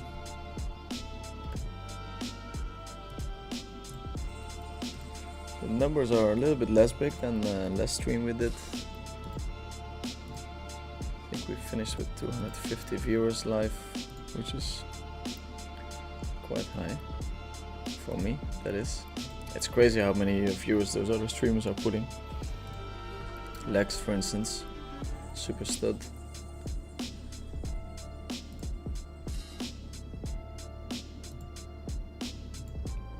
Jessica Doizel, I think she's streaming as well. Pretty high on the VPIP.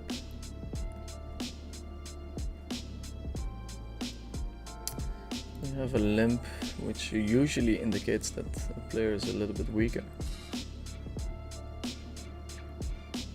8 high flush, good enough to bet 2 times for a smaller size, so we can do it on the flop and turn. Turn and river, flop and river. This time we check it back.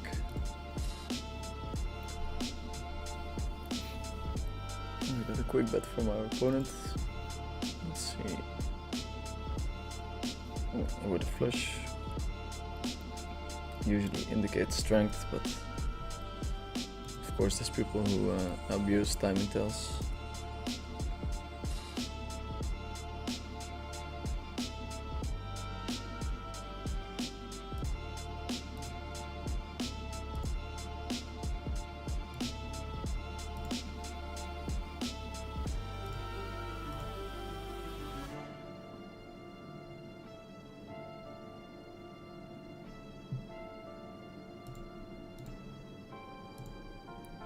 Why don't you use an RNG? You feel it would disrupt your established game too much once the whole solver and mixing thing came out.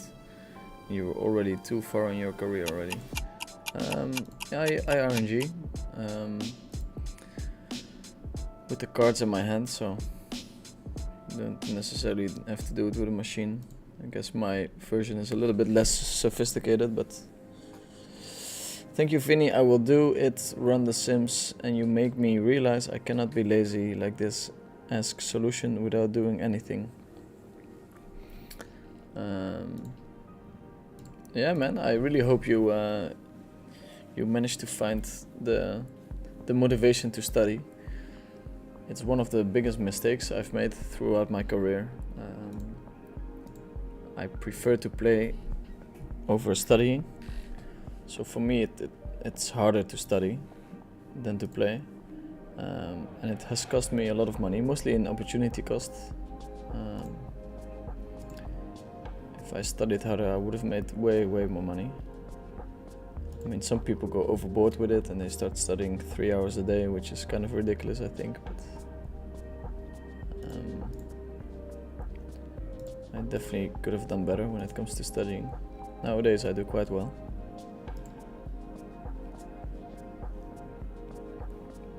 If you're studying the right material, 1 hour a day should be enough, I think. But most people study the wrong stuff.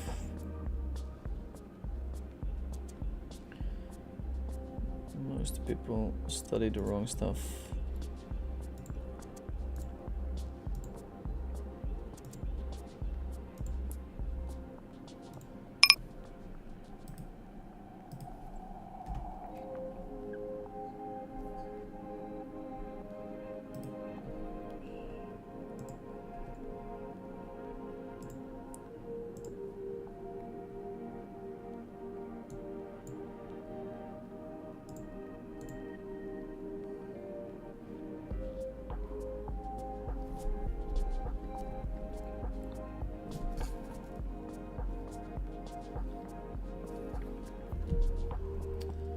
Six, 8, 9, 5. Both betting and checking fine.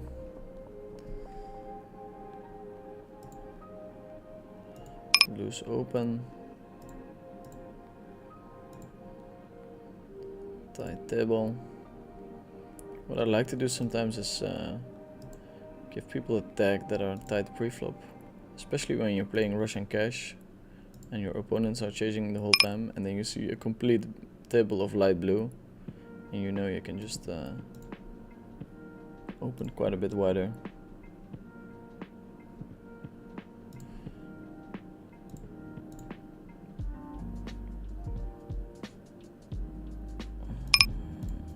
sure if this is a thing. I think it's a better hand to 3-bet against one player.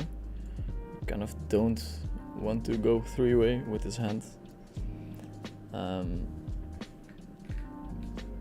then what happens now is something that we really would like to happen.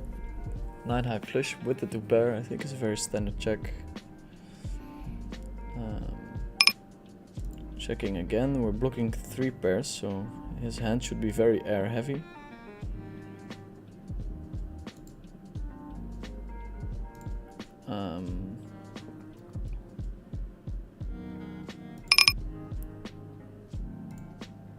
Sometimes it feels like people don't bluff enough or bluff you enough. Wow.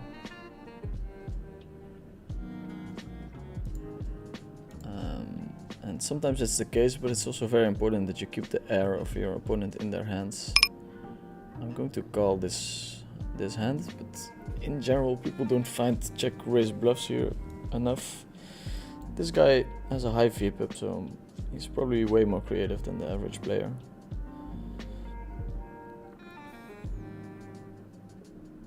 So yeah, he found the bluff with 7-5-4-3 rainbow. I will give him a little tag, make sure we don't hero fold against this guy. I think this might be a fold.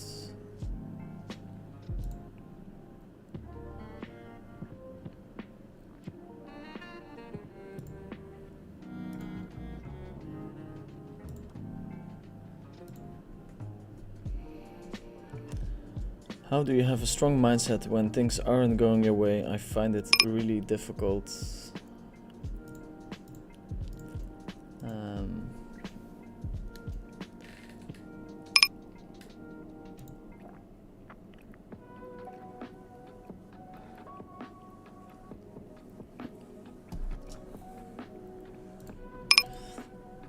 I think tilting for the most part is a lack of perspective. So whenever you're playing cards for a living and you run bet for a couple of weeks or a couple of months even, you tend to forget that you tend to forget all the things that have been given to you. So you're playing cards for a living, you're probably having a decent life, you were born in a rich country, you had a stable family that gave you an untroubled childhood. I know this is not for everyone, but this is for the people that are very blessed and are very privileged. They tend to forget all the things that they get in life. So what I try to do is zoom out and think about all the things that I do have. I try to realize that being lucky or having luck in poker is also the reason why other people give action that don't have the sharp side of the bet. So I think tilting is understandable, but also not being grateful enough for the things that you are getting. Playing cards for a living is definitely a big gift, and luck is what keeps the poker world running. So if you try to focus on those two things, it might be a bit easier not to tilt. I've had my fair share of running poorly. I ran $1 million on a RV when I was 18, 19, 20. Start of my poker career, so it was quite tough. Quite hard to explain to your parents that you're losing money or breaking even while you should be winning money in position, so I think flatting is fine. Could still have 10-10, 6-6 of course. More likely hand is 10-6, 7-6. Most likely hand 10-6. We're blocking 2 7s.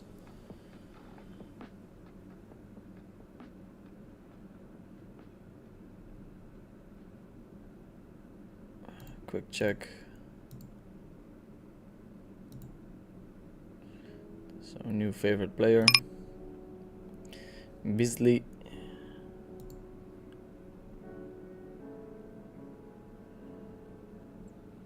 Superglue 777. Hi Vinny, I don't know if you've answered this before. Where do you live? If you can say, otherwise my apologies. Yeah, I don't disclose my location, but I appreciate the energy of your question. No worries, you can ask me anything, basically. There's a couple of questions that I will not answer, but most of them I will.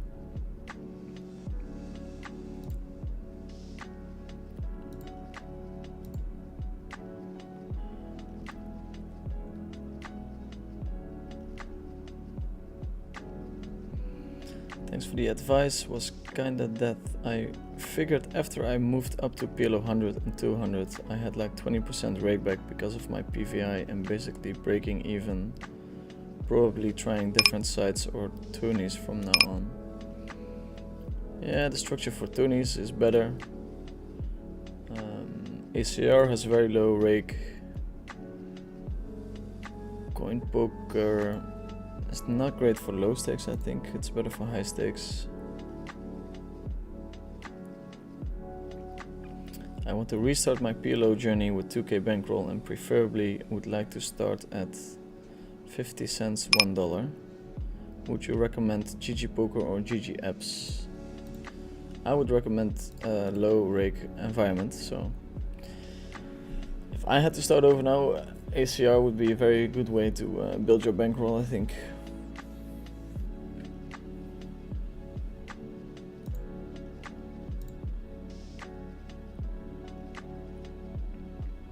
Also, 50 cents, $1 on a 2k bankroll is it's not to be advised, I think, but yeah. I think we can bet we have value, but let's see. Didn't receive any notification from YouTube, question mark. Maybe you have to click the bell icon where you get the notifications, but not sure. Open from Dutchie.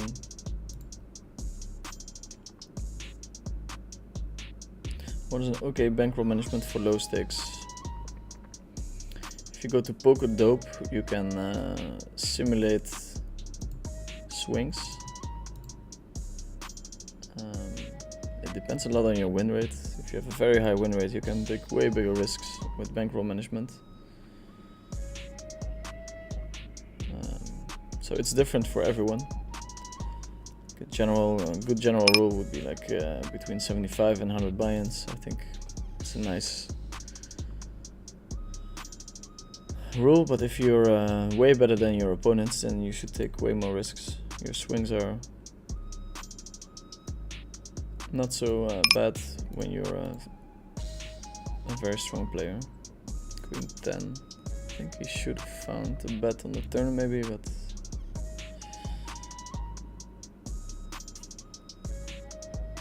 I didn't receive any notification from YouTube. Maybe that's why fewer viewers. It's yeah, potentially. I mean, I did do a giveaway last time, so maybe that impacts the viewers as well. I'm not sure. Sometimes it can be just random.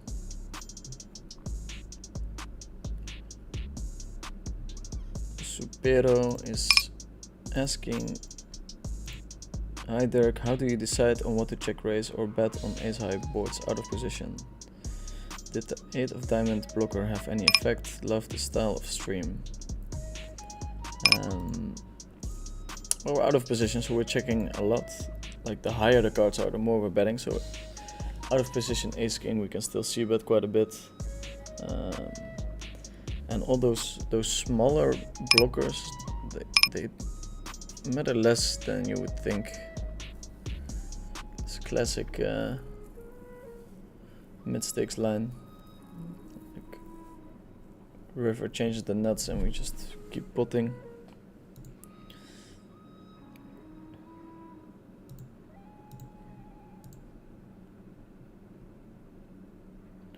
I used to do that before I figured out there were widgets for that.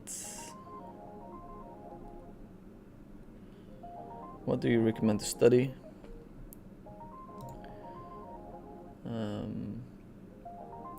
I have a nice post on Twitter. Maybe somebody can link it, where I tell everyone how I study. Mongo Trainer is probably one of the better ways, or the best way to work on your game. But it's very hard to use, so maybe start with Vision or Mastermind and then transition to Monker, or use it at the same time.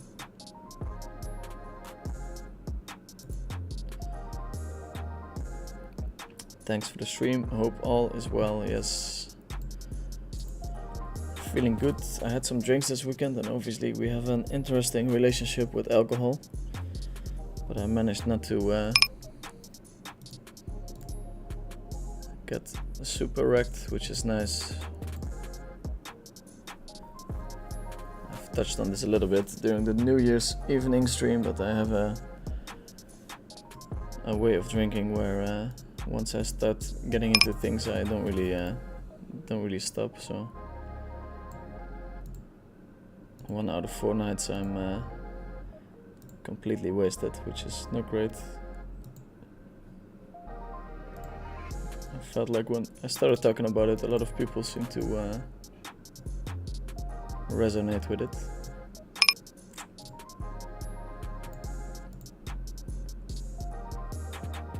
Very tight play in the big blind, so we just open. We've been going for 2 hours and 15 minutes. Probably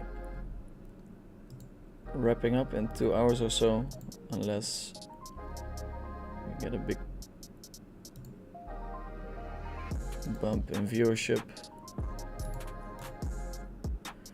Wait, are the tournament guys still playing at the moment or no? Like Alex and those kind of guys.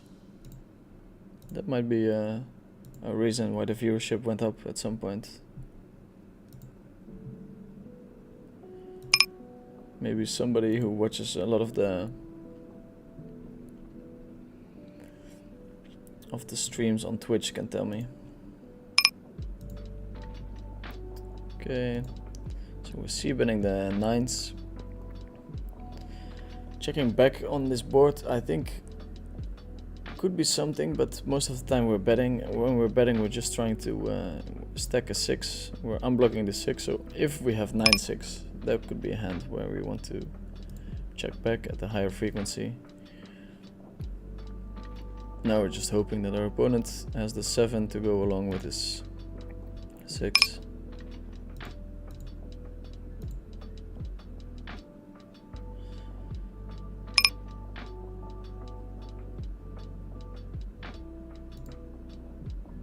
Unsure how to size here. On the one hand, I want to act like I have ace-9. Just turns the hand into a bluff. On the other one, I want to be able to bet thin for value with a straight still, and then entice him to check raise with the full house blocker.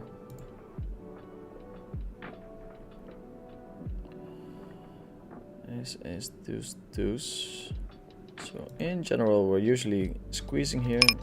We do see a short player here, which incentivizes us to flat call every now and then. The sad part is that this guy is so tight that he's probably just folding all the time.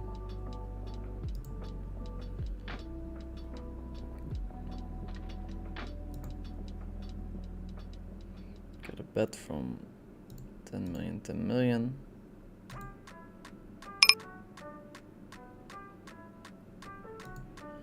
Going to raise. Overcall from noseless.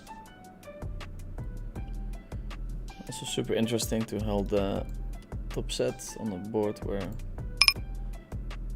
or in a spot where we usually don't have it.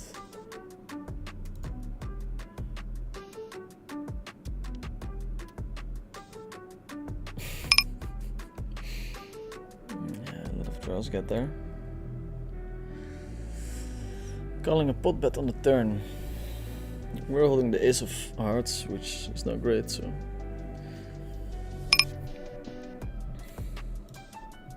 I think we can fold here.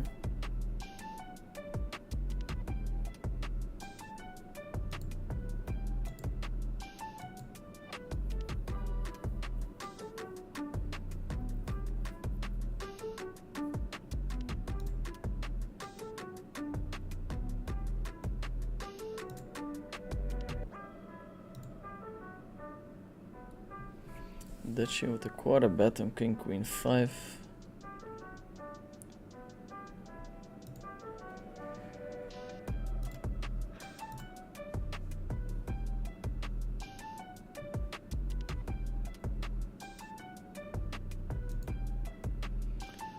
Taking showdown with the 5.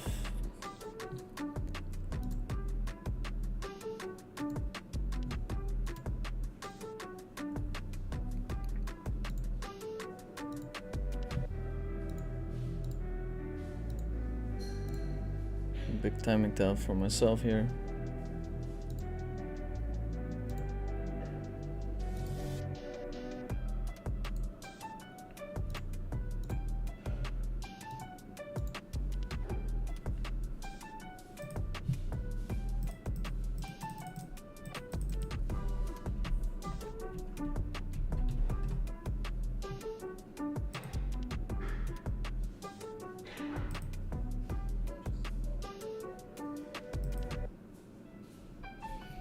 Spraggy, 2,600 people watching him at the moment.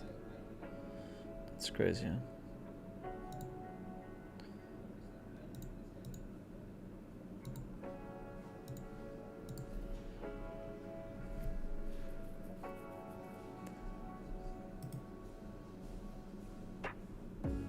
So tournaments are, I think, are a little bit nicer for streaming. Because you're working towards a nice climax, and then cash games is just the same thing over and over.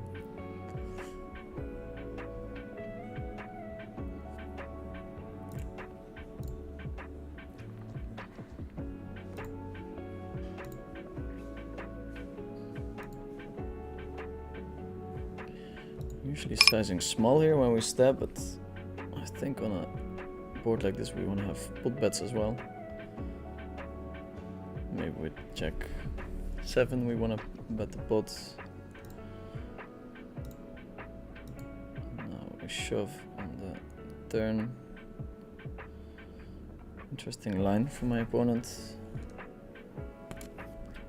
Finds the fold.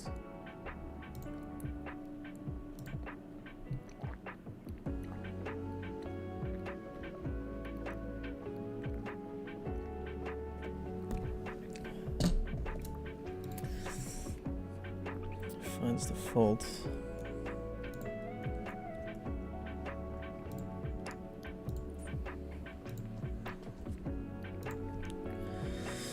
No high stakes today. Don't play high stakes today.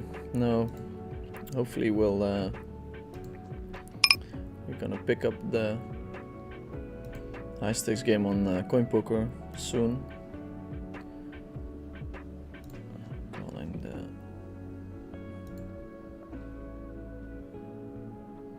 button here. No dice on the river.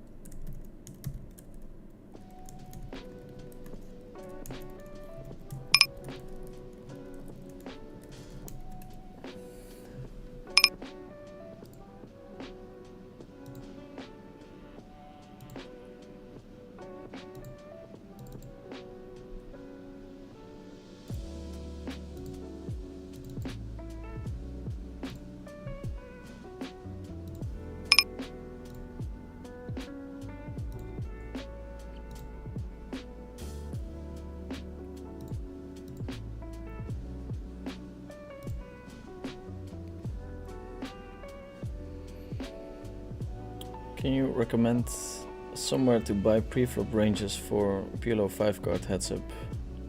50, 75, 100, 150, 200 BB to input in Mongo Solver. I wouldn't know how to do it, to be honest.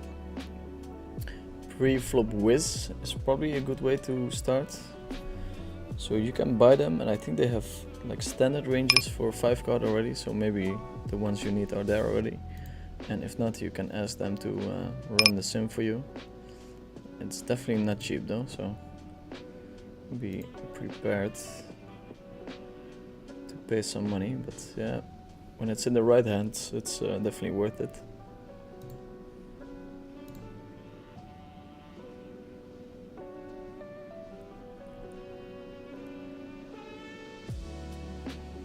Super Omega Fish saying hi from Thailand.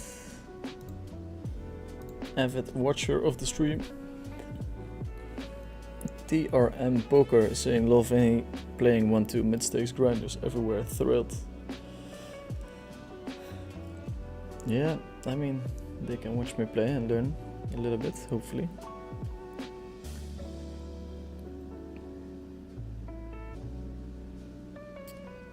Are you not in Europe that I see so much daylight in your room? Smart guy. Emil von Buchwald, Munkor doesn't do 5 cards. Yeah, but you can run sims. There's sims out there, so.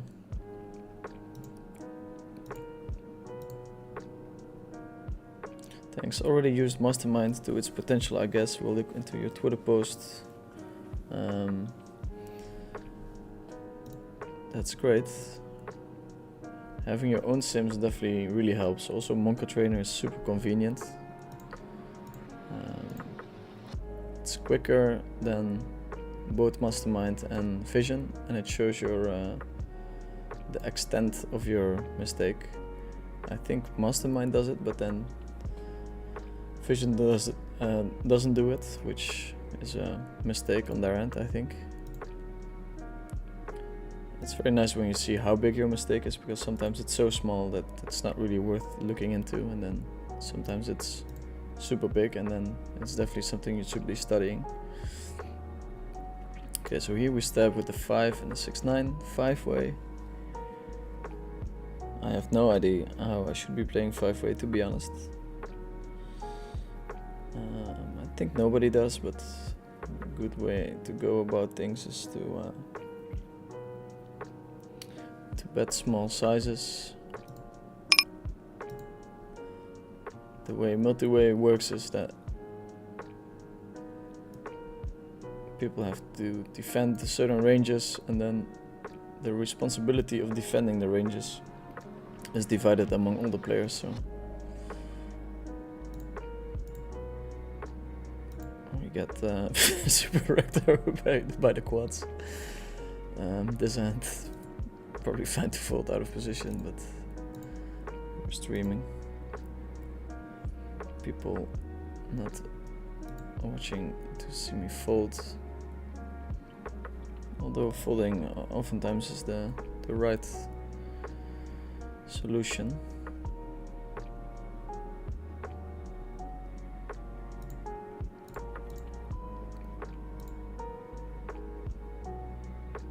Micro mechanologist is saying, do you generally play with a stop loss or go for a time goal?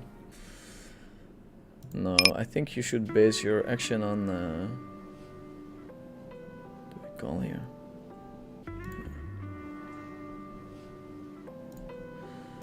Base your action on or you're playing or not playing on how the action is. So whenever the action is good, you can stay playing. Also, when you're playing past your bad time, the action should be quite a bit better than usual.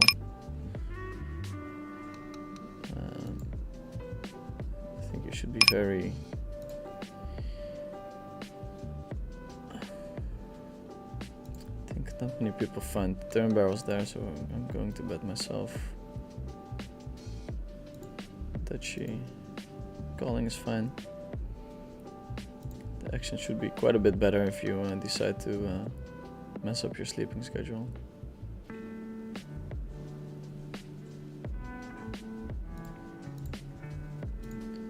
All this leading and stuff, I haven't done too much research into it, so it's mostly intuitive. Here I'm blocking a lot of the hero calls, so checking is a good option.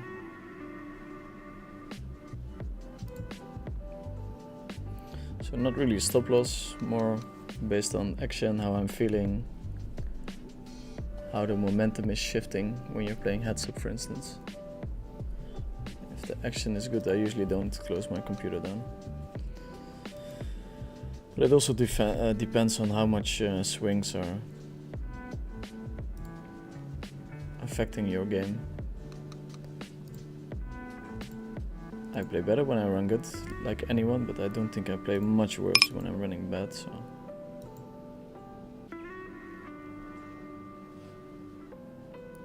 Deuce on the turn, 9-4. I think we are allowed to stab a lot on boards like these.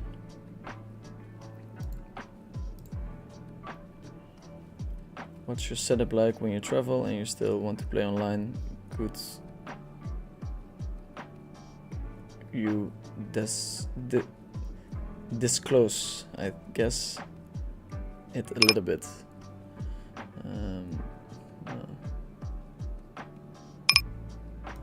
Okay,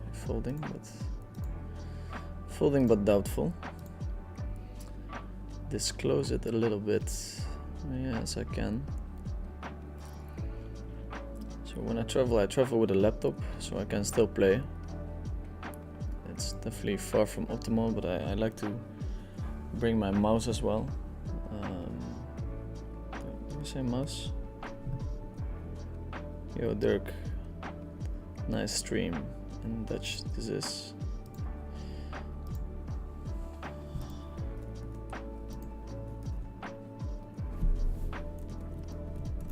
Thanks, good luck.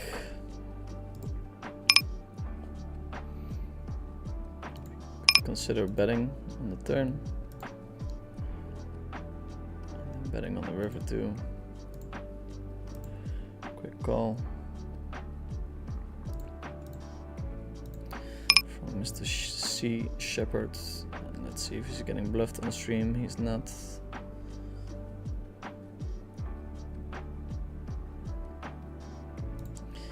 He is not. So I play on a laptop with my mouse. It's convenient enough, but I don't like to play when I'm on the road. So when I travel for a poker tournament, I try to limit how much I play online. Like grinding from your hotel room is pretty bad. The setup is not great. And I'm playing live poker anyway, 10 hours a day, so.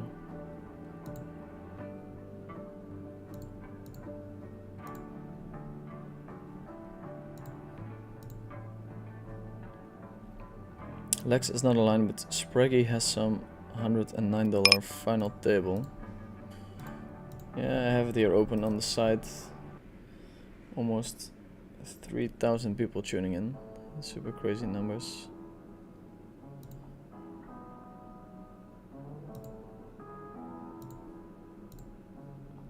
Maybe we managed to scoop up a couple of viewers after he's done. Hi Dirk, loving the stream. How did you come up with Veni Vidi? Are you familiar with the Romans Julius Caesar? I had Latin in high school and I really hated Latin, but you had some nice stories that we had to translate ourselves. One of which was Julius Caesar standing on the top of a rock saying Veni Vidi Vici, which roughly translates to I came, I saw, I conquered. I had a big chip on my shoulder when I was playing poker, so I wanted everyone to know that I was very young, so since I had 12 characters, I couldn't put the whole Veni Vidi Vici, super quick bet, Veni Vidi Vici in my screen name on PokerStars, so it ended up being Veni Vidi 1993, which makes not much sense at all. It's I came, I saw. So, yeah, that's how my screen name came to be. Dardar. Fun and nice bluff. He'll get the creative tag. And I like to give the stack to people who find bluffs, so that I know that I have to call my how do you say, bluff catchers against a player like this. In general, on mid stakes you can just close your eyes and fold when people are applying a lot of pressure. 75%. Questionable overcall in the small blind. Let's see if we can tear things up at the mid stakes again. That's us. That's us. Are you traveling at the moment? Yes, sir. Traveling, but not really traveling. Like living abroad for a couple of months. So this is not my traveling setup, but just my new setup.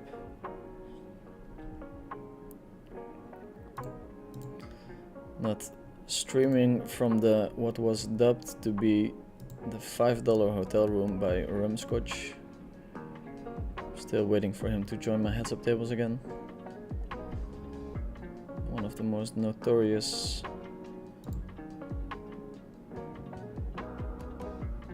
trash talkers in the game. Super interesting spot to check raise. I think check raising always is a mistake because we can also call.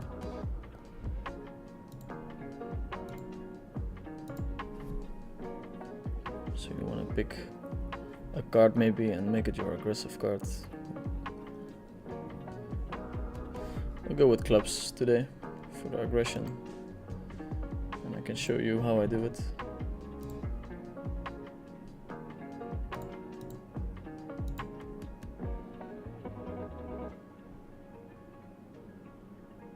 Okay, looks like Spraggy just finished.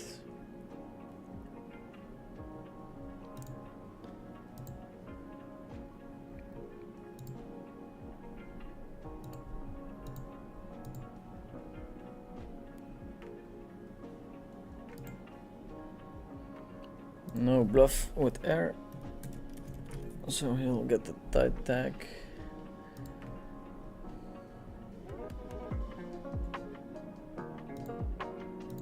You can make some big exploits on the mid stakes for sure. Dutchy seems to be opening quite a bit more than your usual 1-2 reg.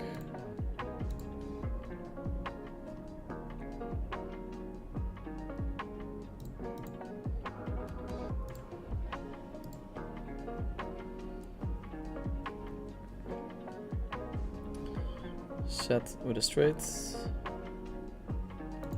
Looks like a hand that we can bet for value twice. Starting with a check.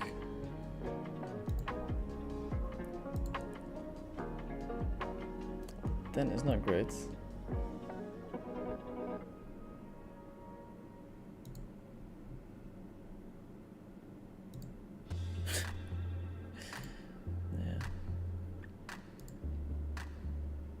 Small bet it is.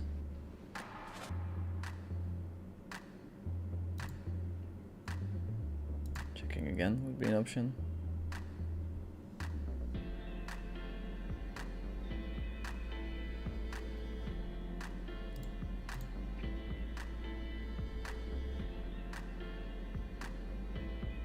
Does find the call. That's straight.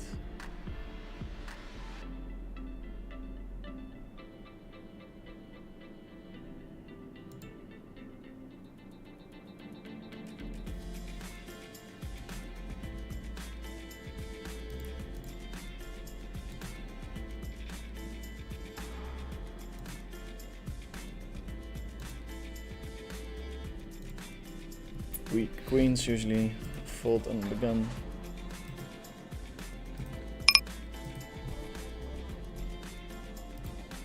This hand, not a raise usually, but I think it's fine given people are too tight.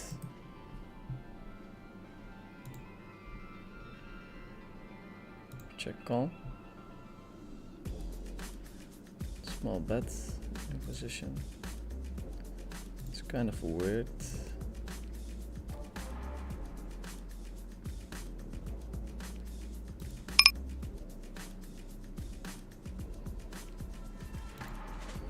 Leading so tempting because he just checks back a lot of semi-showdown.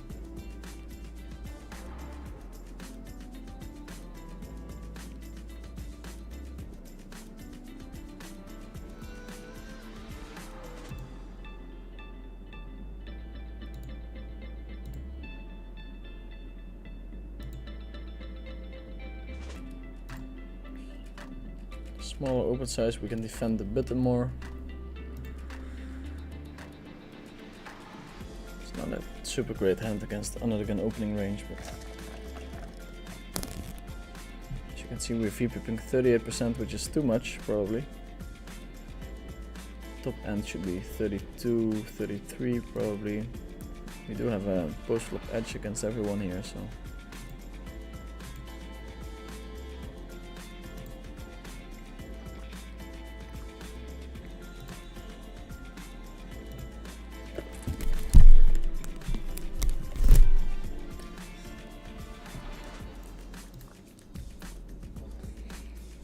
River is straight, but four-way probably not good enough.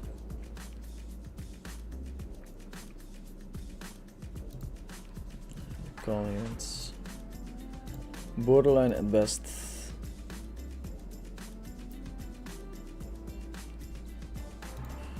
I'm not using a HUD, I think, on coin.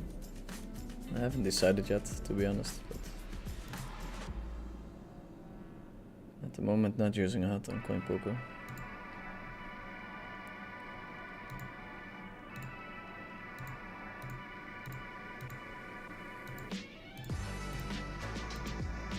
Not too sure why they decided to allow them. Sometimes it's better because the people that really want to use a HUD, they'll find a way to do it anyway. Same way with cheating and cycling. In a way, it's better not to ban it because then you have a level playing field. But I guess it's a hot take on the topic.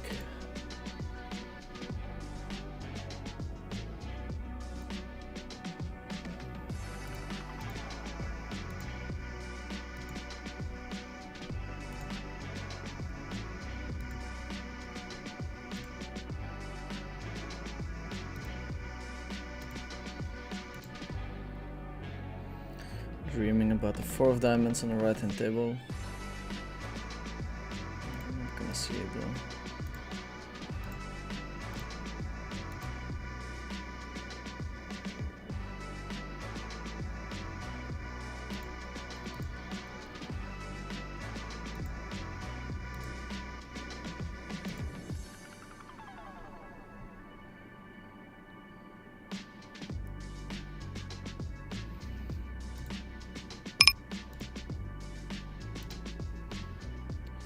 What's your way of studying? What works for you more effectively? Do you enjoy heads up study more?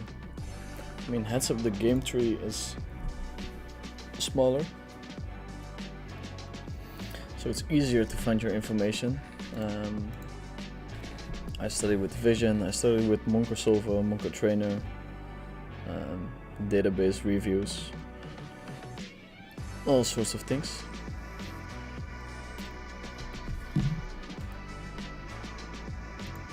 Study 1 hour a day of the right material. It should get you very far in poker, but I constantly hear people that talk about studying 3 or 4 or 5 hours a day, and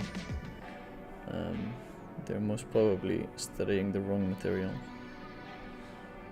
I think we fold here, but the pair with a backdoor net flush draw is pretty strong. You see betting 100% there most of the time.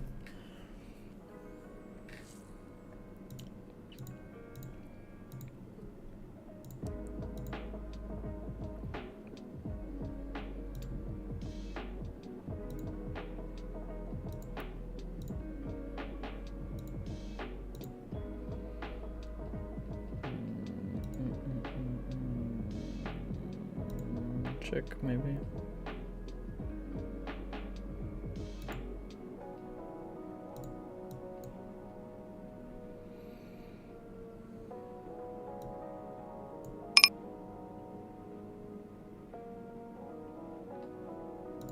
Big bet.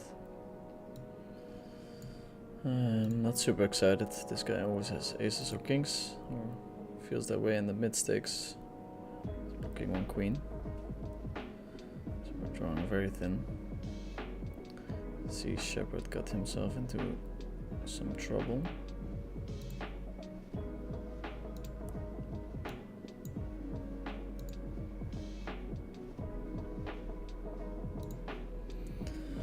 Also, I hire a lot of people in whatever field I try to work on my game. So for instance, if I work on my MTT game, I work together with Ben CB or with Garrett. It works very well, those one-on-one sessions. I definitely struggle with studying 3 or 4 hours in a day, so it's nice to have 1 hour booked. Somebody else collects all the relevant information, and I just sit there and try to consume as much as possible.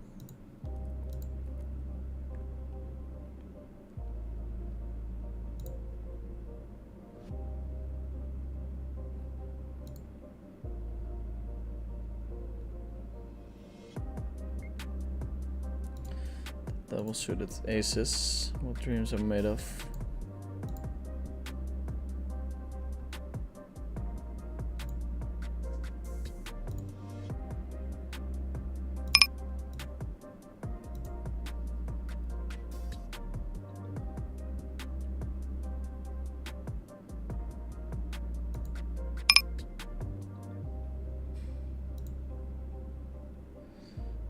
The limpery race.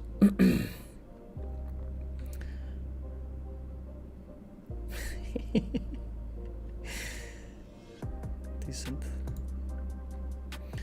I think we want to flat call here to invite our opponent in, but not sure.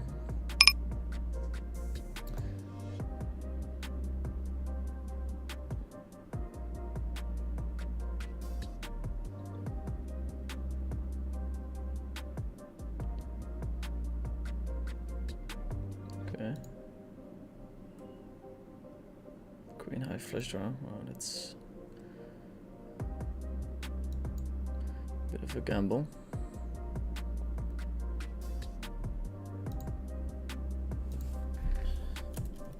Can go hard and protect that pots. Big plus, so yeah, the first read was spot on. Aggression.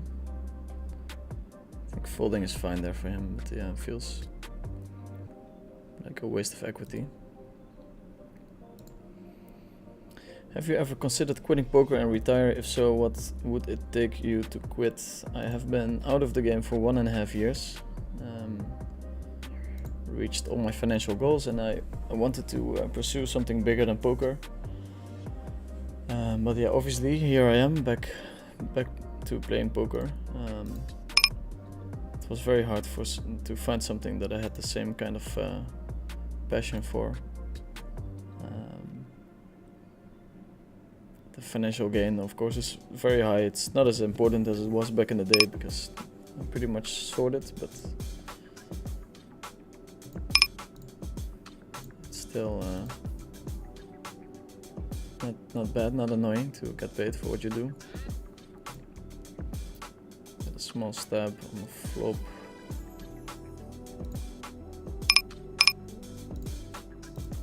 I think I have to float here with ace king double backdoor, but obviously this guy is capable of bluffing over multiple streets, so it's less attractive for sure.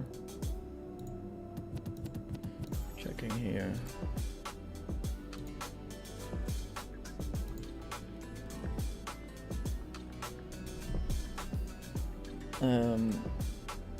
So yeah, I'm back to playing poker because I unfortunately didn't find something that I had the same passion for as I do for poker. Like competing is one of the things I like most in life, so It's very hard to find a job where you're constantly competing. I guess if you run a business, you're competing with other businesses, but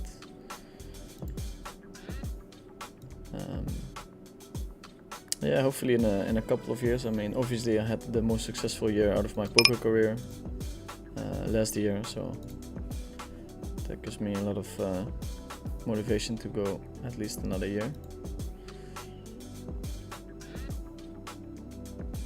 Big bet from my opponent. Calling, sometimes raising.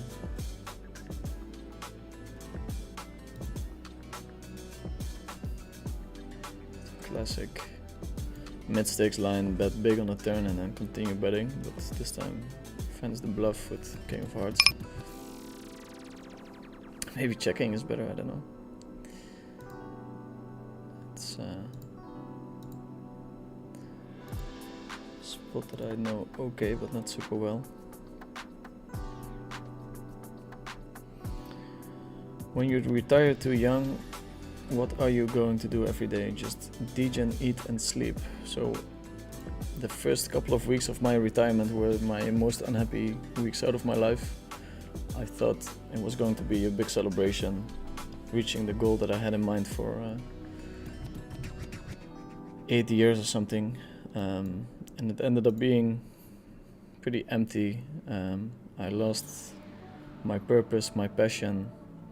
I didn't have a reason to get out of bed, so I definitely had a couple of unhappy / depressed weeks whenever I quit.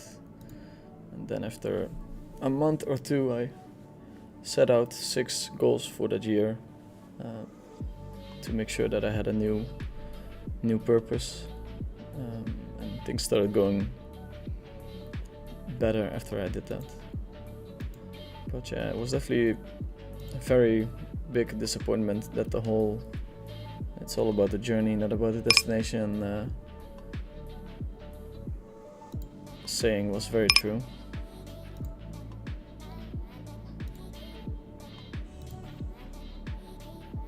Also, all my friends, they have regular jobs, so yeah, you're just there sitting at 11:30 asking for people to to do something, and everyone's just telling you we have a job, so we have a job, so you'll have to entertain yourself during the 9 to 5. You can probably open with a tight blind. Well, actually I was in the same boat as Venny, playing poker for a living, then got lucky with crypto and retired early. I exercise, enjoy various hobbies and take care of my wife and kids. I mean, having a wife and kid, it's almost a full-time job if you want it to be, so obviously I didn't, or I don't have kids, so that wasn't really. I think we're going to 4-bet this one. He's so tight, so we should probably bluff 4-bet a little bit less. Yeah, he's got aces. We peel with his hand, I'm pretty sure.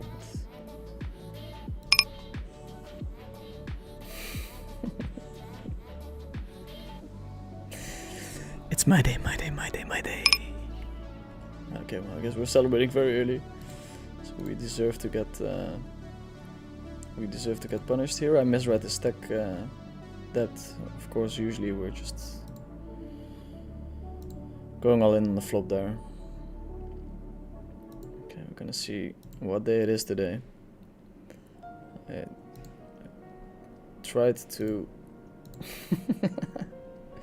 We're getting a for fuck's sake clown from Dutchy.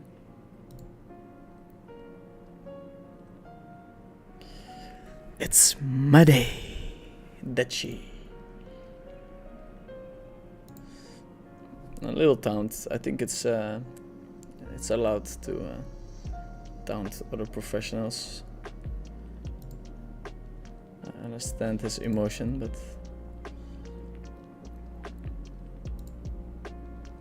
also probably never 4-bet bluffed himself either, so it's very hard for him to understand what I'm doing there.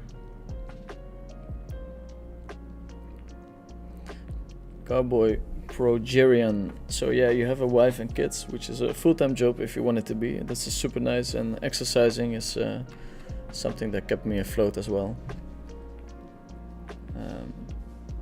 I really have to exercise for my mental well-being, so if you have a lot of time on your hands, it's nice, and it's something you do almost every day if you don't go too crazy in the gym or whatever. Hi Dirk, what's your tag labels? What do you think is important when tagging players, especially on Zoom or Rush? So I think pre-flop information is kind of important. So what I try to do is I try to tag everyone who's, for instance, tight pre-flop with this tag, the light blue one, so that I can get a quick overview whenever I get a hand. If I see a lot of light blue, I know I can take advantage of opening more. And also when somebody's bad, so he gets the orange sign whenever he's opening, I can VPip wider against a player like that, as you should. So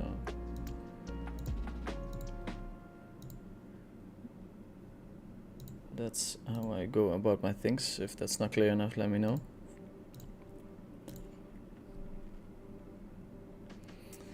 Retiring doesn't mean getting drunk by the beach every day. I completely agree. Getting drunk on the beach is very fulfilling when you have worked very hard or you set out a couple of goals and you've reached them, but if you're doing it every day, it doesn't feel fulfilling at all, I think. Luke Anthony is saying good luck. Stan O is reacting to Cowboy Progerian, saying, did all the reverse, lost all to poker because of bad bankroll management and tendencies for high adrenaline, had knowledge about crypto early on and didn't take any action. Yeah, it's I mean, it's hard to see crypto doing very well if you have missed out on it, I guess. There's still so much you can do, so many opportunities though, so it's very important not to get hung up over those losses. But yeah, bad bankroll management, like I said before in the stream, is what eliminates a lot of players from the game of poker. I've seen very talented players that didn't have good bankroll management and they didn't make it. I mean, I myself am not really known for the best of bankroll managements, but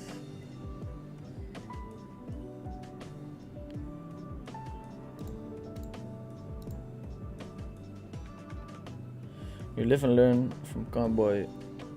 I'm sure with you can bounce back in the future.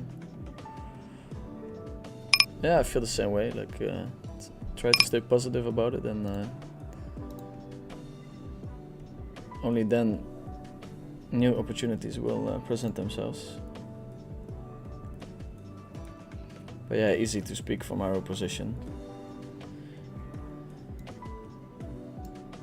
Cowboy is just baking pancakes every day for the kids, bringing them to football practice. A lot of luck is involved as well in any person that's successful. Not too sure why people love the narrative where hard work pays off. It's hard work in combination with a lot of luck is what makes an individual rich.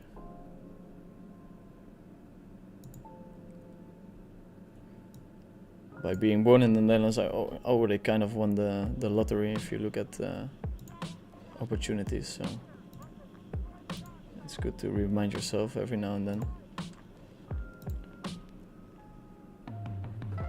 I love when you call a 3-bet with a speculative hand, smash the flop, and then you give out a little giggle. Yeah, it's it's the best ever. And here at 1-2, obviously it doesn't matter much. We try to play for fun as well. We try to entertain. God damn it! I don't think I should call here, but Queen 10, nice thin value.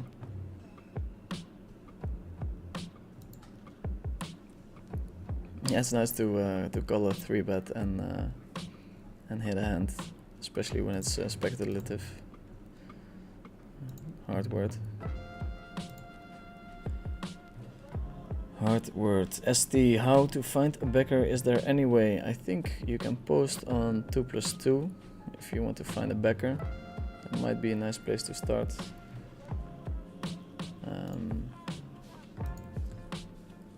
The way I found my backer is that somebody joined my table when I was playing in Malta and he had a Maltese flag, so I asked him out for lunch.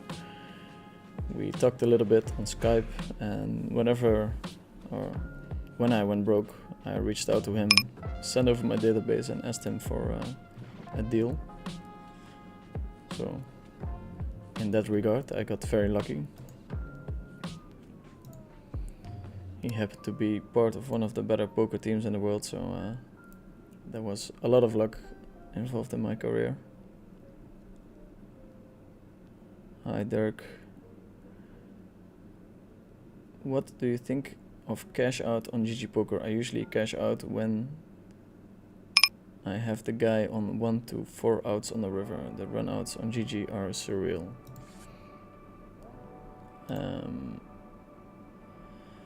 I don't really cash out. I think if it's free, you should maybe do it sometimes, but if it's costing money, it's pretty stupid to do it.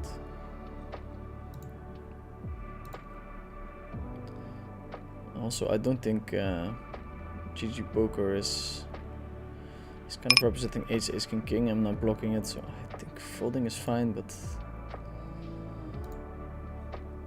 I don't think GG Poker is cheating the RNG. They have an incentive to create safe games and have as many people as possible on a network. So I know people always think that networks are rigged and they're very results oriented, but networks have a huge incentive to make sure that the games are safe. Tough when the player can reshove. Going to call, but yeah. And he falls. That's surprising. $2 left. Usually aces when they limp re-raise.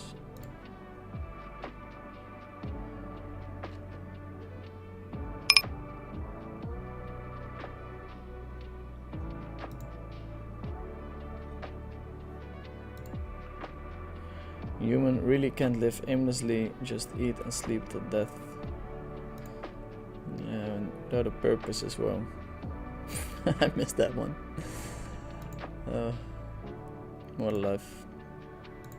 Hopefully we're not using up the good run for the high stakes.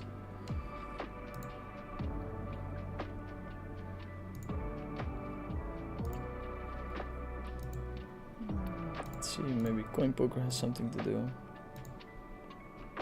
Seems rather quiet.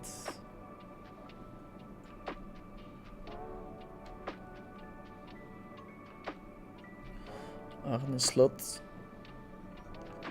Heard it's the real one. Last time on stream we heard it. Who would have thought? Arne Slot, big fan of poker.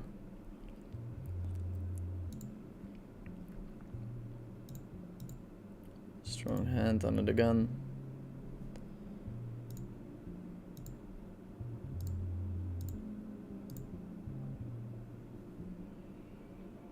Got 3 bets.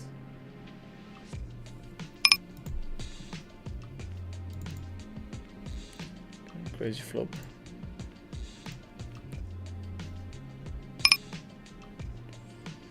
I mean, yeah, if we were to check back, maybe this one. So another way to exploit people that check fold too much. If somebody's check folding at a very high frequency, you can start stabbing a lot, and then whenever you have a super strong hand like this one,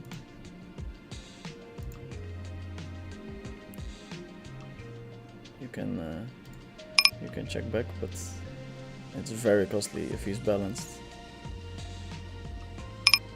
Imagine if he was planning on check raising and then we check back. So betting super small is fine there too.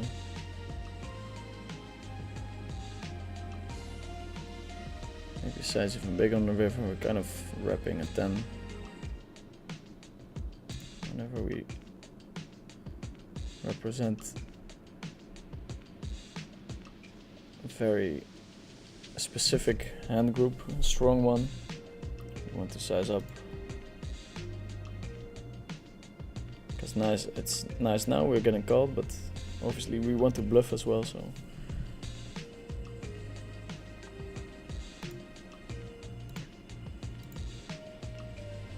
So yeah, I have a dream for the 12-hour stream that we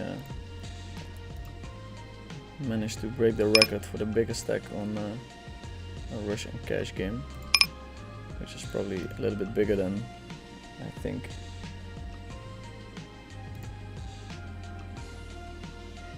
That would be a nice record to break. Biggest stack on a Russian cash.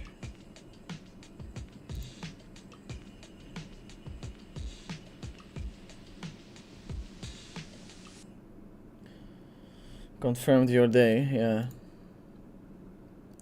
At the end of the session I'm gonna show you the all-in or fold graph and also this one. And I'll do the total as well, we have been running very hot. I don't think we can fold 10s against a small bet. I have to stay sharp.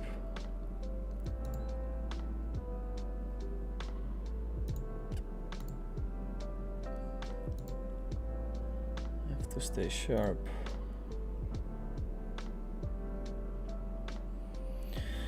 Lars is saying, really enjoy the stream. Thanks Dirk, playing 200 PLO rush at cash to. Have to be careful when heard you saying for the stream for learning purposes though. Yeah, I mean, I try to play my normal game, but obviously sometimes I'm a little bit loose here and there when I play the Russian cash game. I think it's nice for entertainment value, but still, like all the concepts that I'm explaining, they apply to all the situations. When it comes to pre-flop, it should be very easy to fix your pre-flop, so I feel as a poker professional you should take a responsibility and nail down your pre-flop ranges. So I am allowed to play a little bit looser than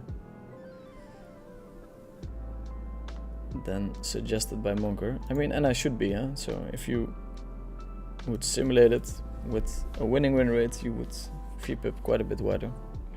But then the rake is pretty bad. So we're at 36 now, it should be 32 or something, I think. It's great that you took a year off and realized what makes you happy and came back to poker. I think many people are on autopilot and don't realize their purpose in life. For me, it was the opposite. Poker made me feel miserable and depressed without really realizing it. Yeah, it's funny. I have a lot of colleagues that feel the same way. It's a real struggle to put in a lot of hours, and I would play poker if I wasn't getting paid for it. I really love the strategic part of poker, and I love competing with other people, so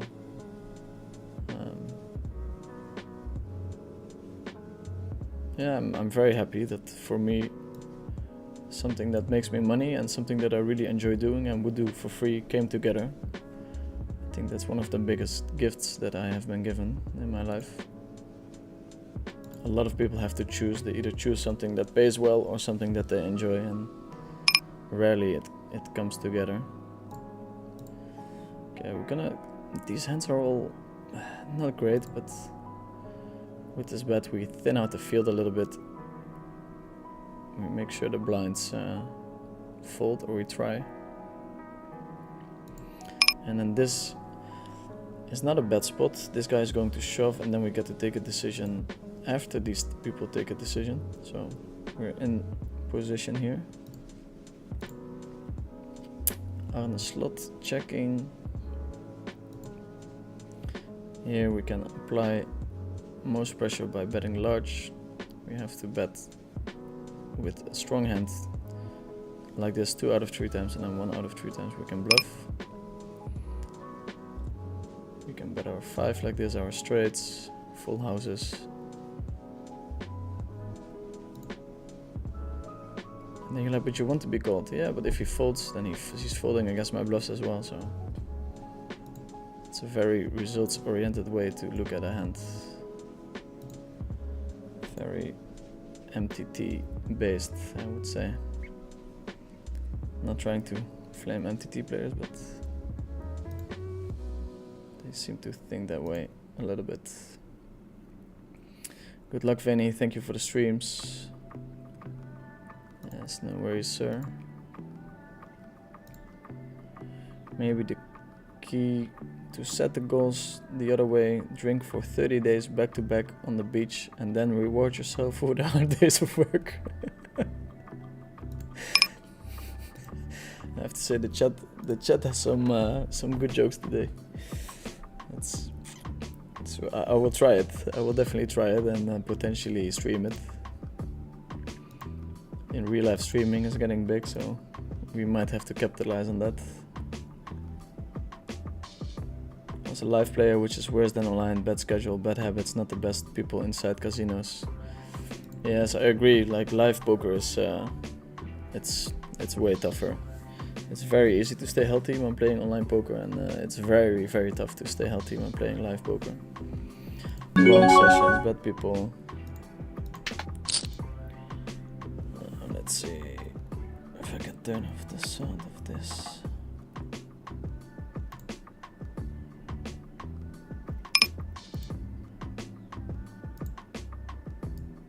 That's probably annoying. Getting some high stakes action.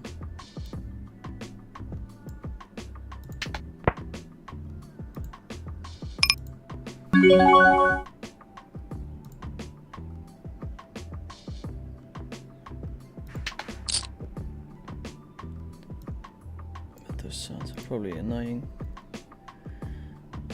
Gameplay.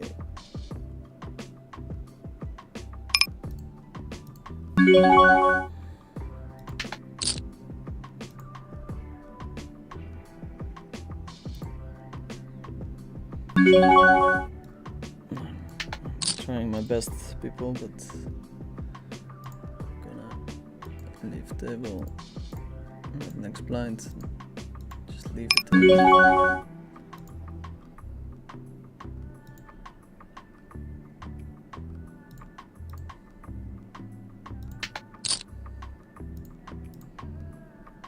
Pesky for the stream.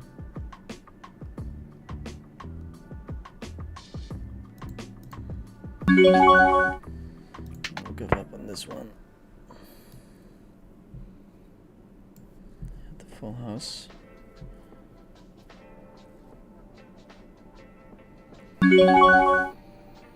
Let's see. Bet sizing, all in, gameplay, sounds.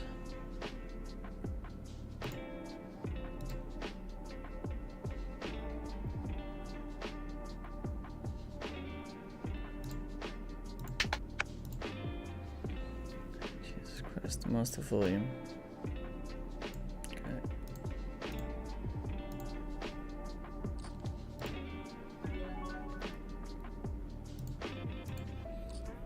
Going to raise his hand.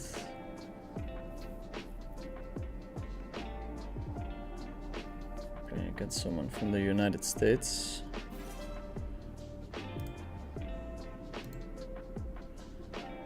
I have to focus a little bit. Take care of the questions whenever we finish playing against this guy. Completely missed the board, but at this stack depth we can stack off. We'll generate a little bit less folds, which sucks of course, but pretty standard.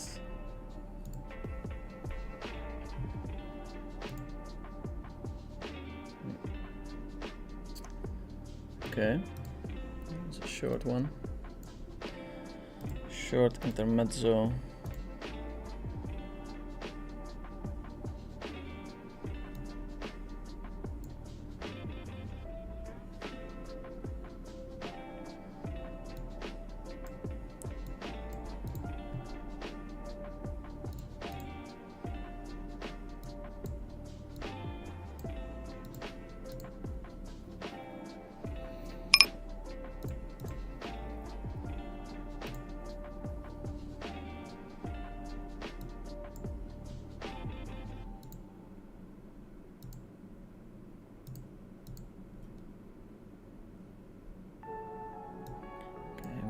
We're back in the Russian cash streets.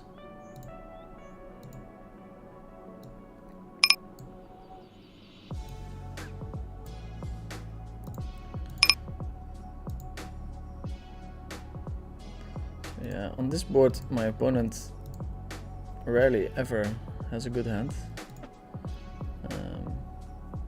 Me neither, so the donk doesn't make much sense, I think, but so hard when you have mostly aces there in your hand.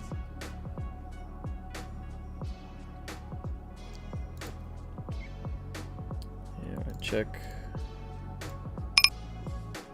Trying to take the aces to showdown. This board is way better for my opponent than for me.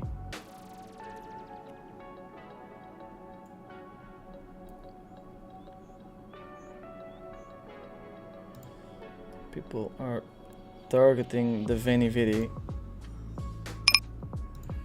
taking the aces to showdown. It's still the goal. Continue with the questions. Lucky Maggie, when you win everything is fine. When things get rough, poker really makes you feel miserable. Then you're probably playing too high.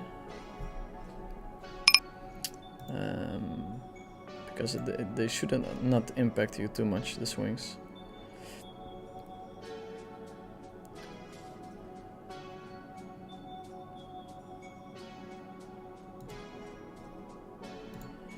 He's betting 30, so yeah, representing 2 pair or straight. We're kind of blocking ace 4. And I really want to call, so.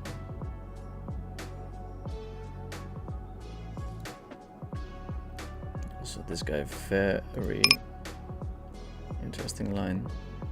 I think we're going to fold, but yeah. It's hard to have a strong hand there for him. That doesn't pot the flop. This hand is bad, but we block an ace. People overfold the big blind, so we'll try to bet it. Top and bottom out of position, usually. Nice hand to protect our checking range with. Check again, we can bet, pot re-raise, and then just here at mid stakes we just fold his hand. He's not gonna find enough bluffs. 2 on the river, it doesn't matter because we want to make the best decision. And to be honest, I think we still beat a lot of the times when we hit there. Okay. Serious pot incoming.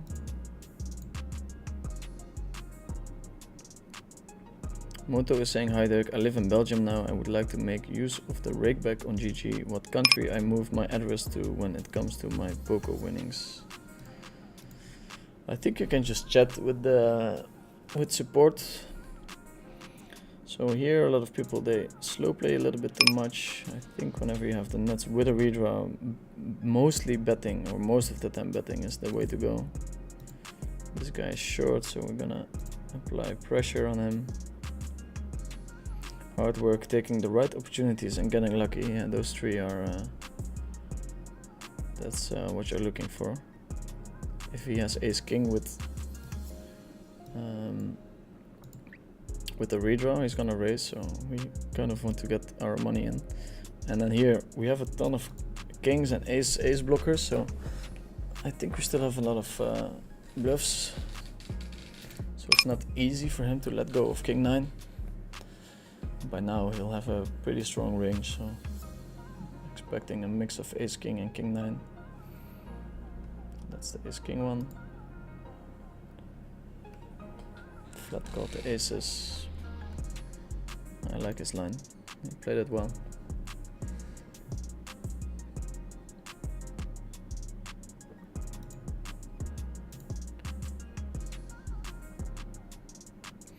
So you quickly follow the 10-9-7-7 hard on the 9-3 deuce hard turn versus big bet after flop check and 3-bet pot. Seems at least close, no?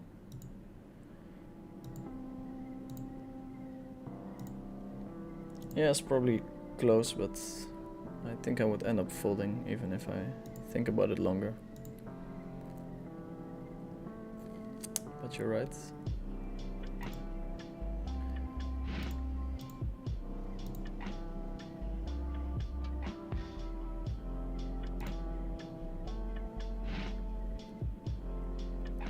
Good luck for the stream from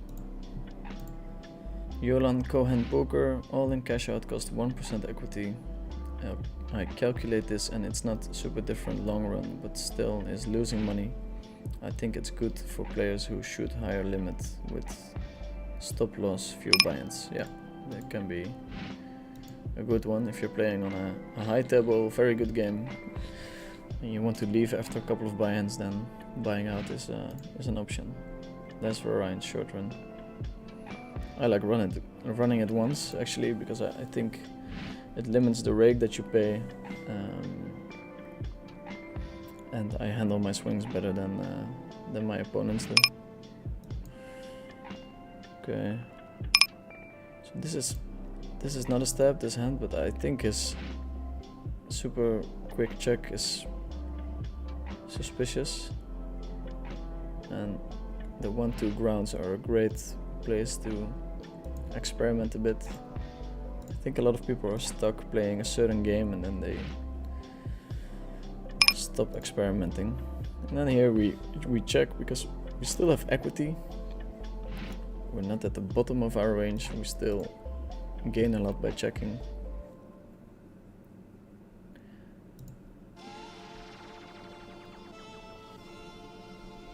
Yeah, I think he just wants to bet there. He's got the queens, a club, or I mean a diamond and a spade, so.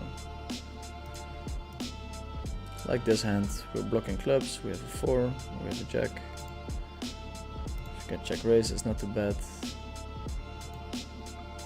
Sometimes we just have to put in a bet. No action at coin, why are you beating on noobs again?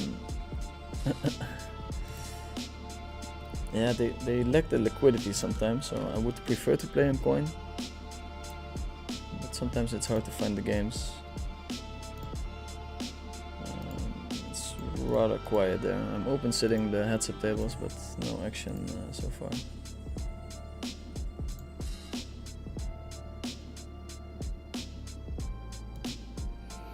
Our dear friend Dutchy opening. Going to squeeze him.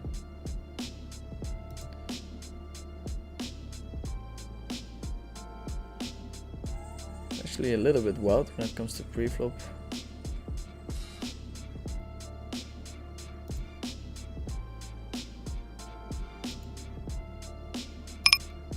I'm holding all the strong hands here, so I can use a lot of different bet sizes. Still haven't decided what the best thing to do is, but yeah, the bigger we bet, the more pressure.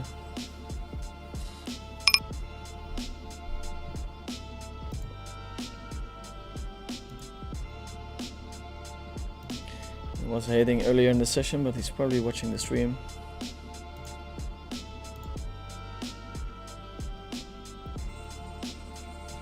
It's great that you're in this situation. I'm aware, grateful about it.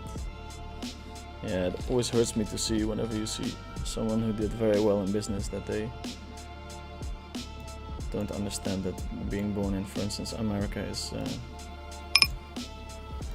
one of the bigger factors of them being successful. Completely missing the board. I don't think this is a thing. But it's so hard for him to defend medium hands there.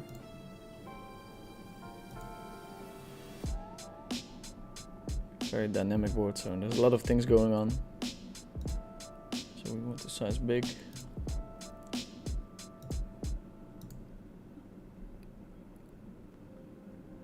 Thanks, Lucas. That's the point. Cash out is roughly the equity with no variance. I think it's worth it, especially when playing limits. You're not 100 buy-ins or more rolled in, but yeah, not 100% on it. Not an open, but today it is. Whenever there's extra money in the pot, it's a good reason to squeeze a hand.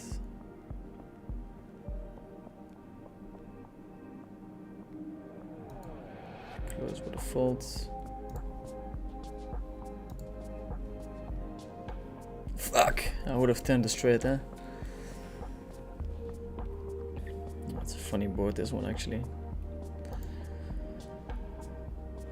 Of course I would like to c-bet, but I hold no diamonds and no straight blockers, so I think checking is fine, but could c-bet small. I mean, c-betting a lot on this board is definitely fine.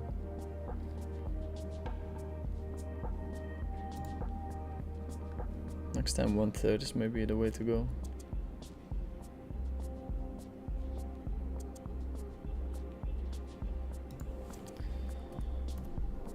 Small bet.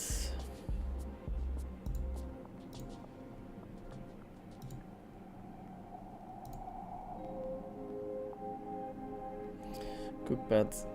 Bro, wishing you the best of luck. Your streams are my motivation. Thanks, man.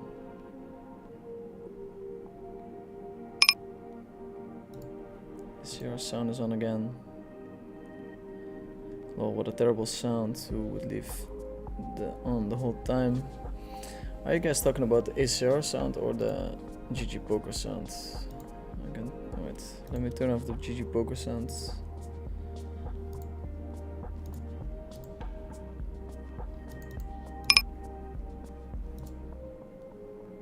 Oh, it's weird. It says turned off, but it is not.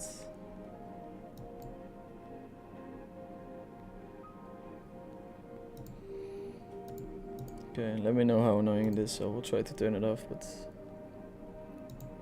it's very loud.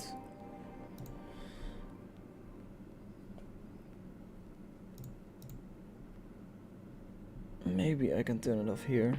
macOS screen capture. Okay, working on it, boys. Software not my strongest side.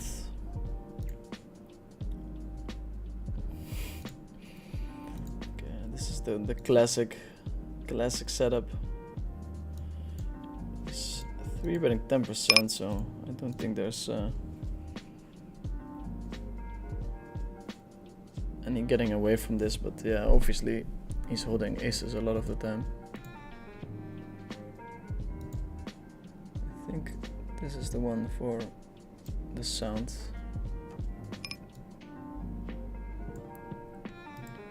Turn it down a little, let me know if there's any difference.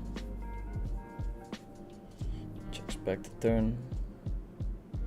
I think he's gonna bet the ace himself. Checking back with quads makes a lot of sense as well.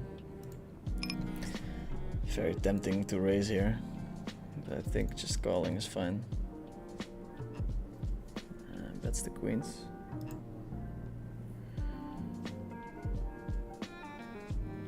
Milky Way. I think sometimes folding, sometimes calling.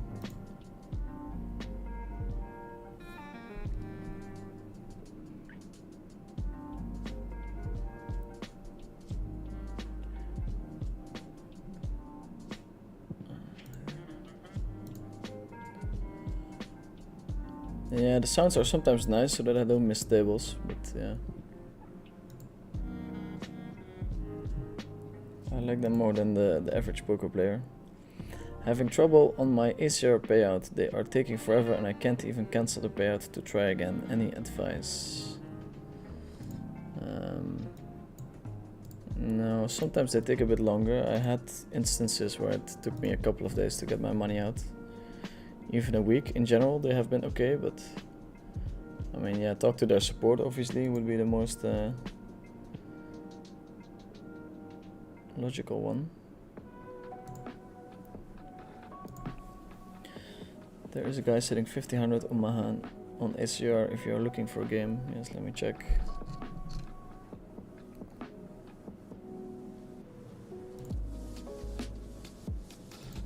Okay, we bink the nut flush. John the Fast, I don't think he's playing against me. Also my 40 BB ranges are not too strong.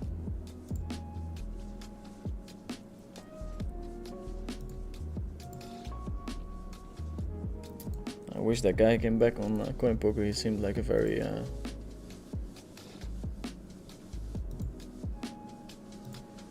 respectable guy, like the way he asked me not to limp and stuff.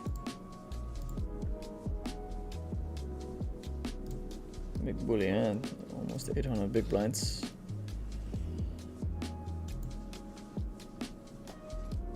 Okay, I have a nice idea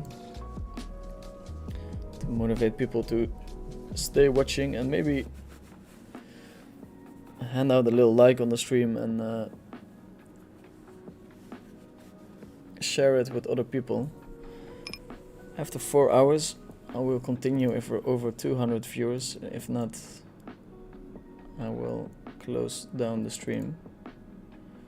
So at the moment we are at 201, grand total of 201. We have half an hour left. Keropi is betting small again. I think calling is the best way to go here.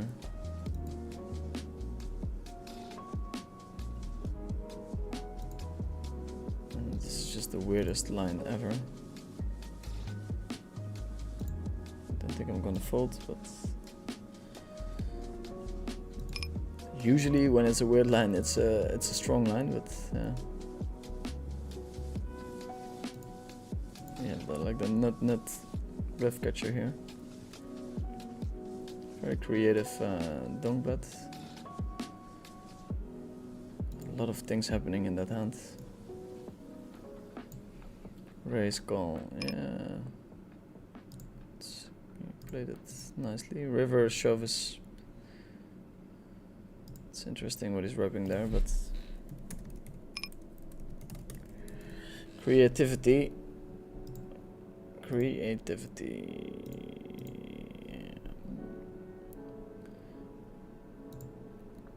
Lower stakes. C-betting small on ace-high boards is probably something that is very plus EV, or it yields a lot of money. Ace, king, king, 6, double suited. An open and a call. Not much else we can ask for. Anyone on coinpoker that I can trade some CHP with for dollars? Okay. My chat here being abused as a marketplace. Go ahead, boys, it's all good. The PLO goat from Matthew Calhoun. Interesting spots.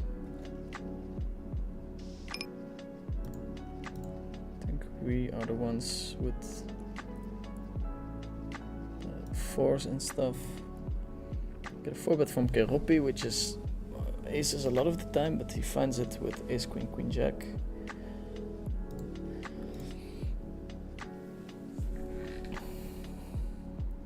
I think it's a very close spot, very close hand.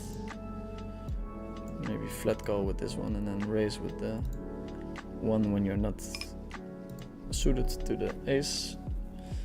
King, king, double suited, very strong hand, but seldom 3-bet in position.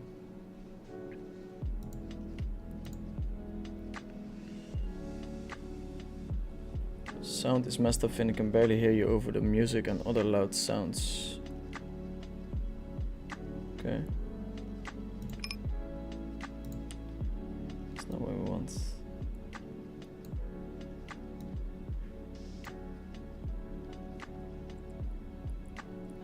Let me know if it's fine right now. turned down the music a little bit and turned up the mic.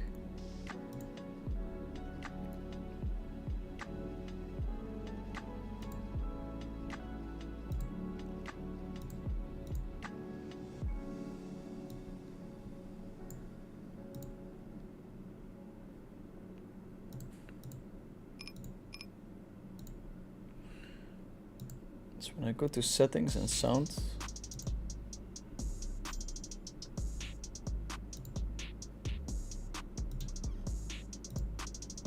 I turn off the sound, but it's still going.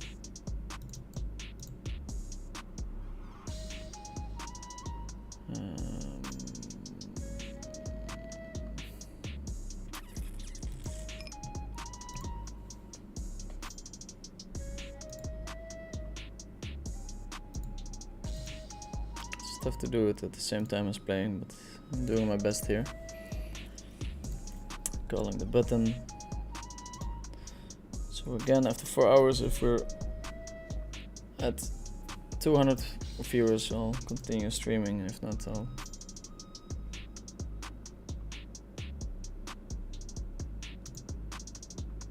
turn it off and I'll be back next week, hopefully.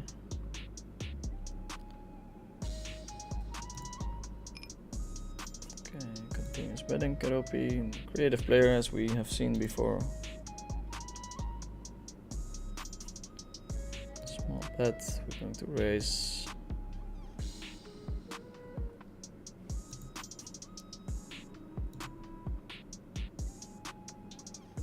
Small bet on this board is probably fine too.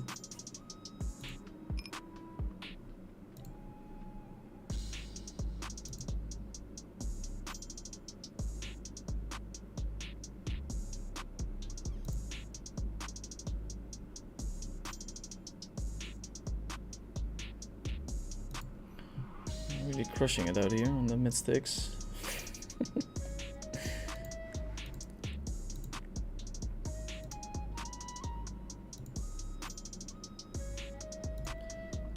King, I think we're checking most of our range. And here we try to put some pressure on one paired hands. Stepping four-way.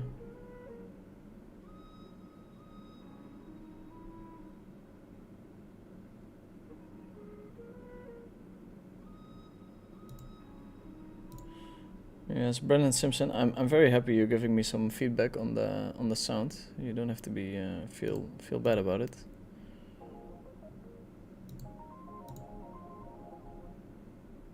I'm trying to fix it.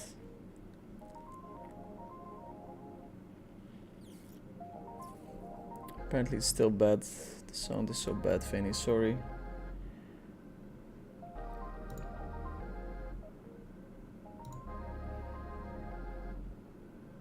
Yeah, I'll take a look after my session.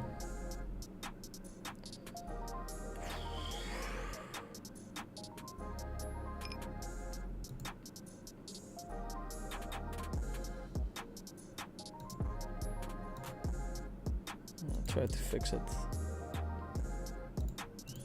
I'll have to bear with the sound for a little bit longer. That king fold is...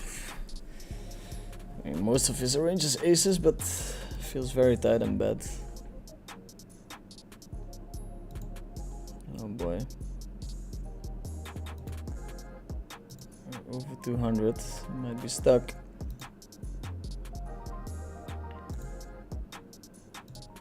Leading definitely option there.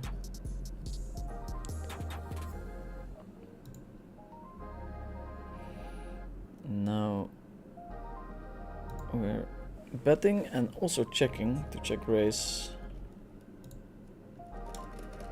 If we always bet, our checking range becomes too weak.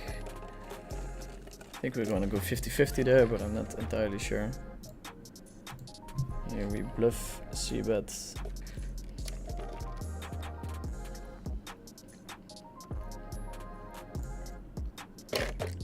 The 9 with a spade.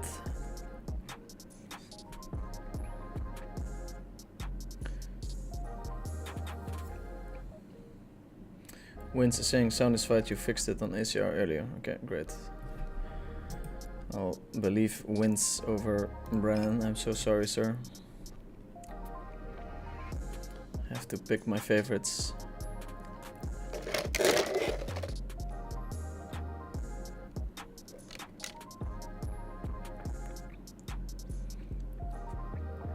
Tough to float air on this board, but yeah.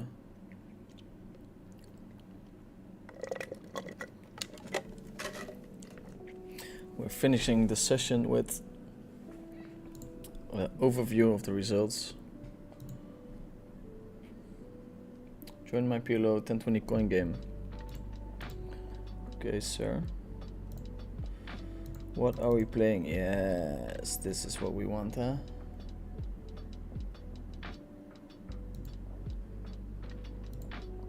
This is action we want. This is Jack 10. Gonna close this one down.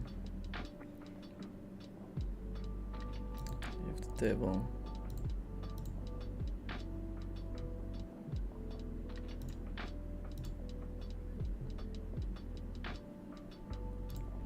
Four max is nice and intense.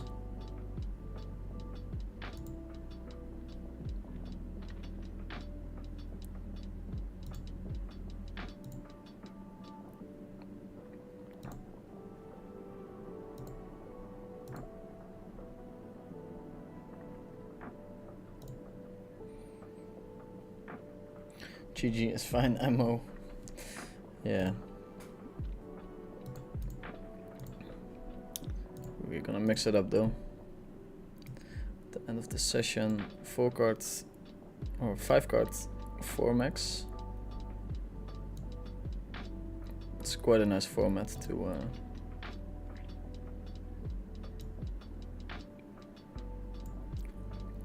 broadcast, I guess. Super premium.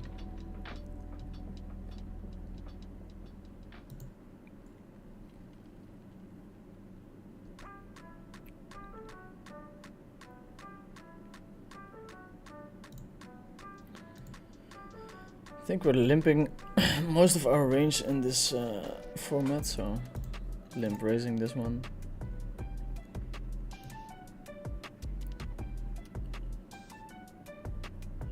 Question for Dirk or chat, P2P transfer are available from black chip to ACR? I have no idea. Maybe the chat can help you out.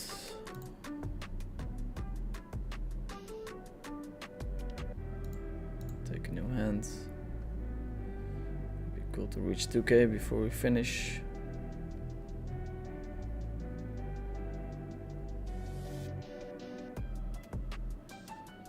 Would be cool.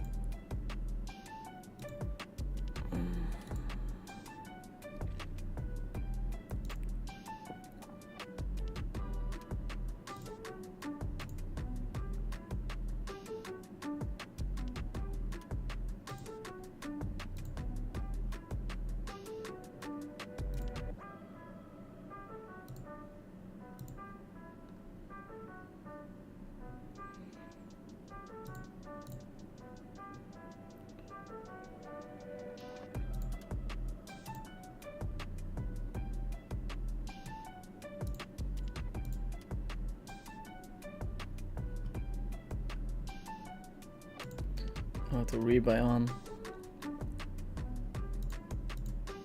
It's a tough 1020 table, this one.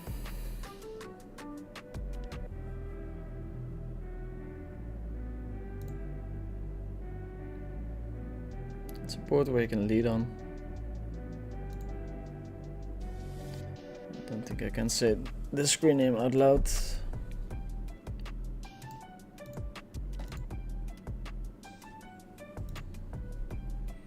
We're going to bet. We have an overpair, flush draw, and an open ender, so it's 5 cards. It's not like we are dying to get our money in, but it would be okay. That's a very good turn, of course. Here on the 8-5-4.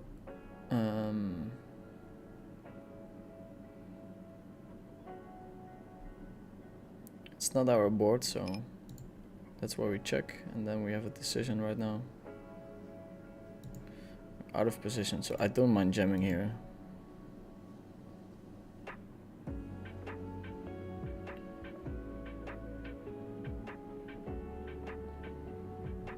That's okay. And here we have a perfect run out. We're blocking the kings though, which is not perfect. Here we have a full house.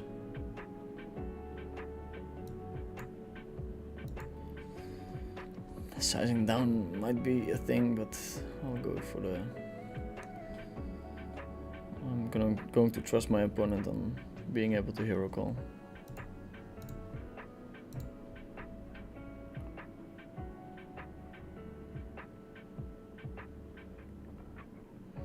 Have you had any serious struggles with tilt in the past? If only we could all be as zen as you are now. Not real troubles, but back in the day it was harder to keep my composure when winning or losing all in had a direct impact on my life. We get the hero call. That's nice. Time bank hero call. Those are the best. Start with a check.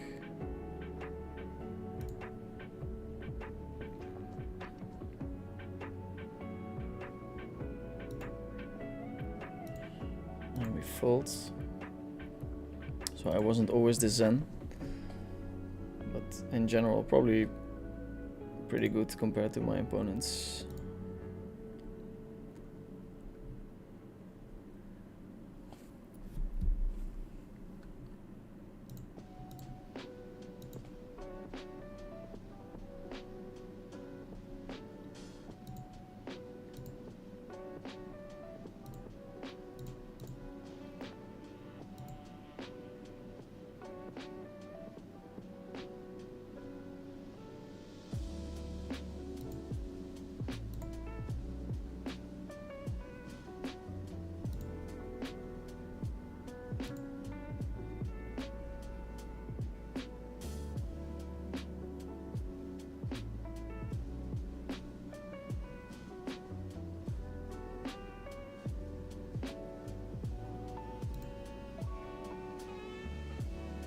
Checking, protecting my aces, my weak aces.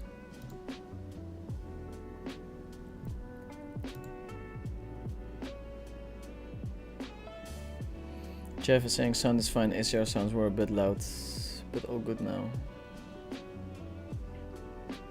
Okay, good to hear.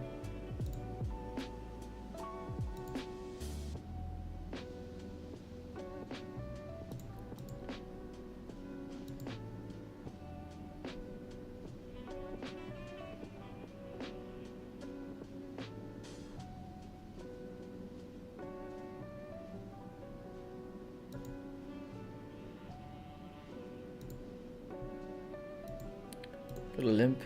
This hand is not good enough to raise, I think. Yeah, we're going to bet for the size of the pot.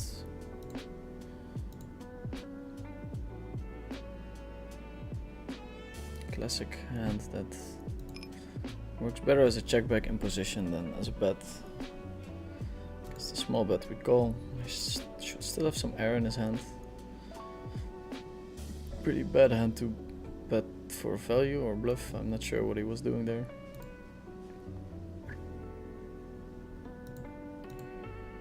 Not too sure. I think we can limp fold here.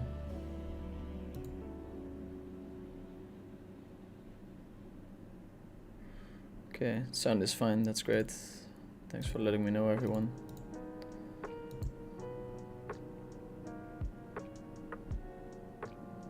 We open, get 3 bets.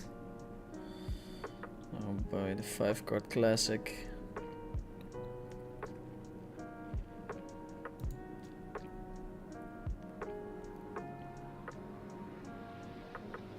Potentially dodgy speakers from my viewer. 5 cards. Aces make up a big part of your 3 betting range.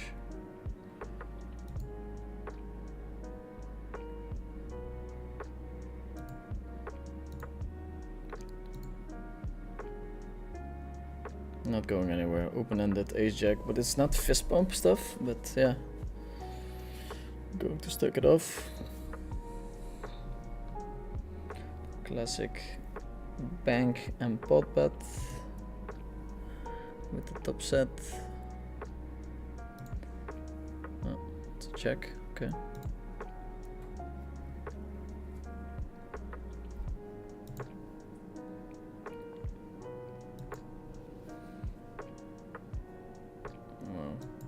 Now it's imbalanced.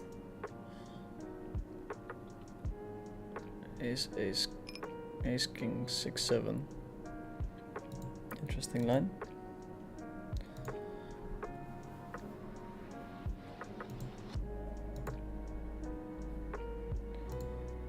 Balanced boy. Okay, we're going to wrap up the stream soon. Viewer count dropped quite a bit. I want to get some food in my body. If you could do me a huge favor and like the stream before I go, it helps with the visibility. Here we make a very questionable squeeze with trip aces. Hoping this guy folds and he calls. That would be the dream. But now we are in dangerous territory.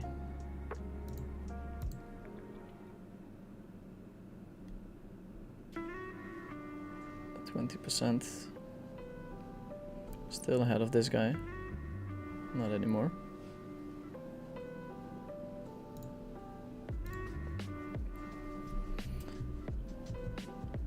How does ACR compare to coinpoker on 200 PLO to 500 stakes? I don't know, because I don't play those stakes much.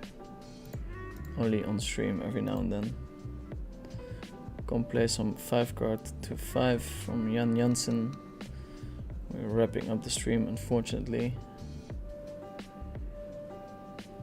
I played on coinpoker. I ran so far below EV, it was hard to tell if opponents were card sharing or just a bad run. Yeah, I think that happens more at mid stakes than high stakes, but I might be wrong. Do you get affiliate rakeback on GG? I don't. Nickels and dimes. What the fuck is wrong with your guys' ears? Okay. Okay, it's getting aggressive. Getting aggressive in the chat.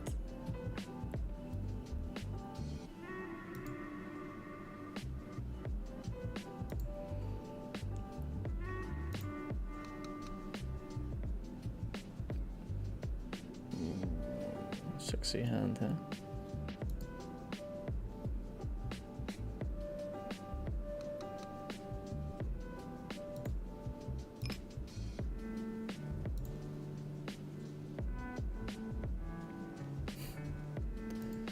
Small bet, call.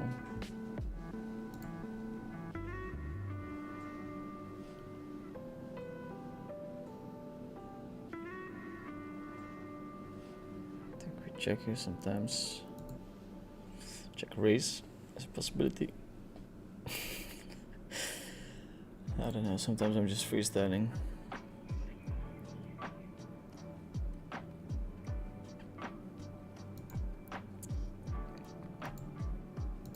Then here we only bet full houses, I think.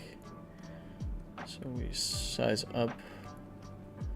With a 10 he has a very tough time to fold straight away.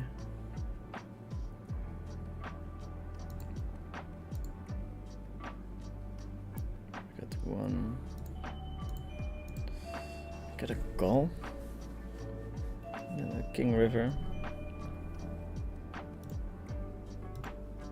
Not too sure how to interpret this, but I'm going to go for the whole thing. Calls quickly. King 10. Okay. The run is not in our favor on this 5 card table. Calling against the small bet on the flop, of course.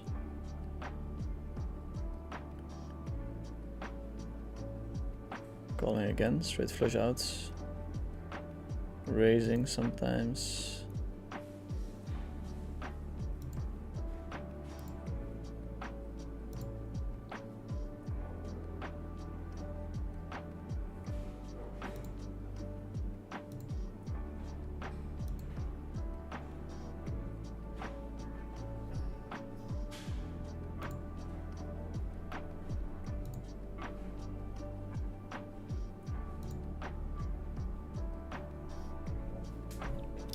Tomorrow is fine, okay? Yeah, thank you.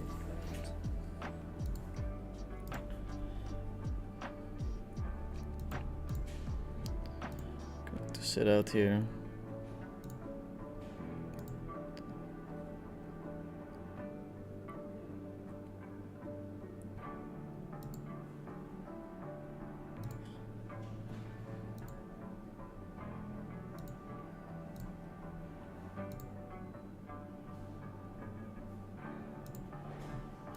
And we'll get the results in of the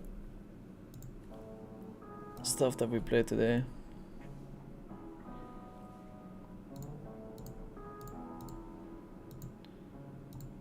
Let's see.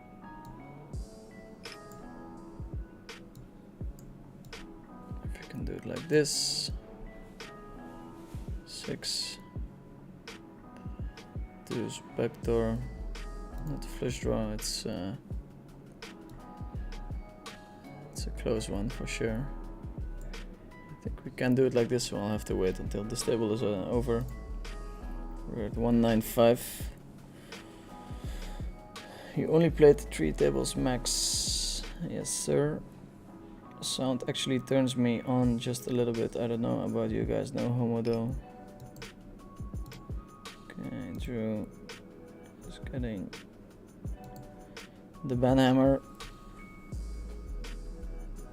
The banhammer for Drew. Always nice to end the session with a ban.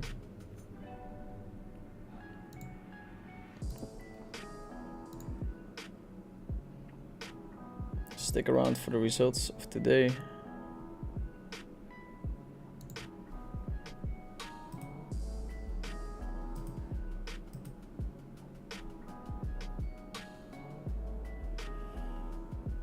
Drop a little like if you like the stream.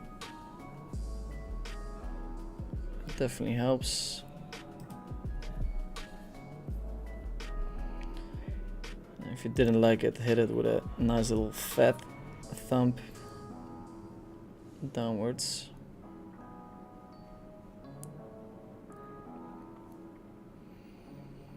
So here on this table, when we pick a size to bet, I think big is great, but this guy has 34 bucks, so if he bets 17, he can still reshove, reopen the action.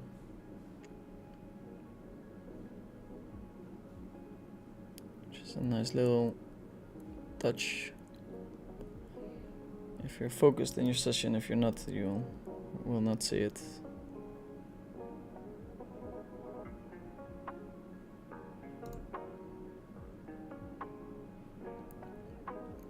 Results, results, results. I guess people love to see the results. Leaving next big blind.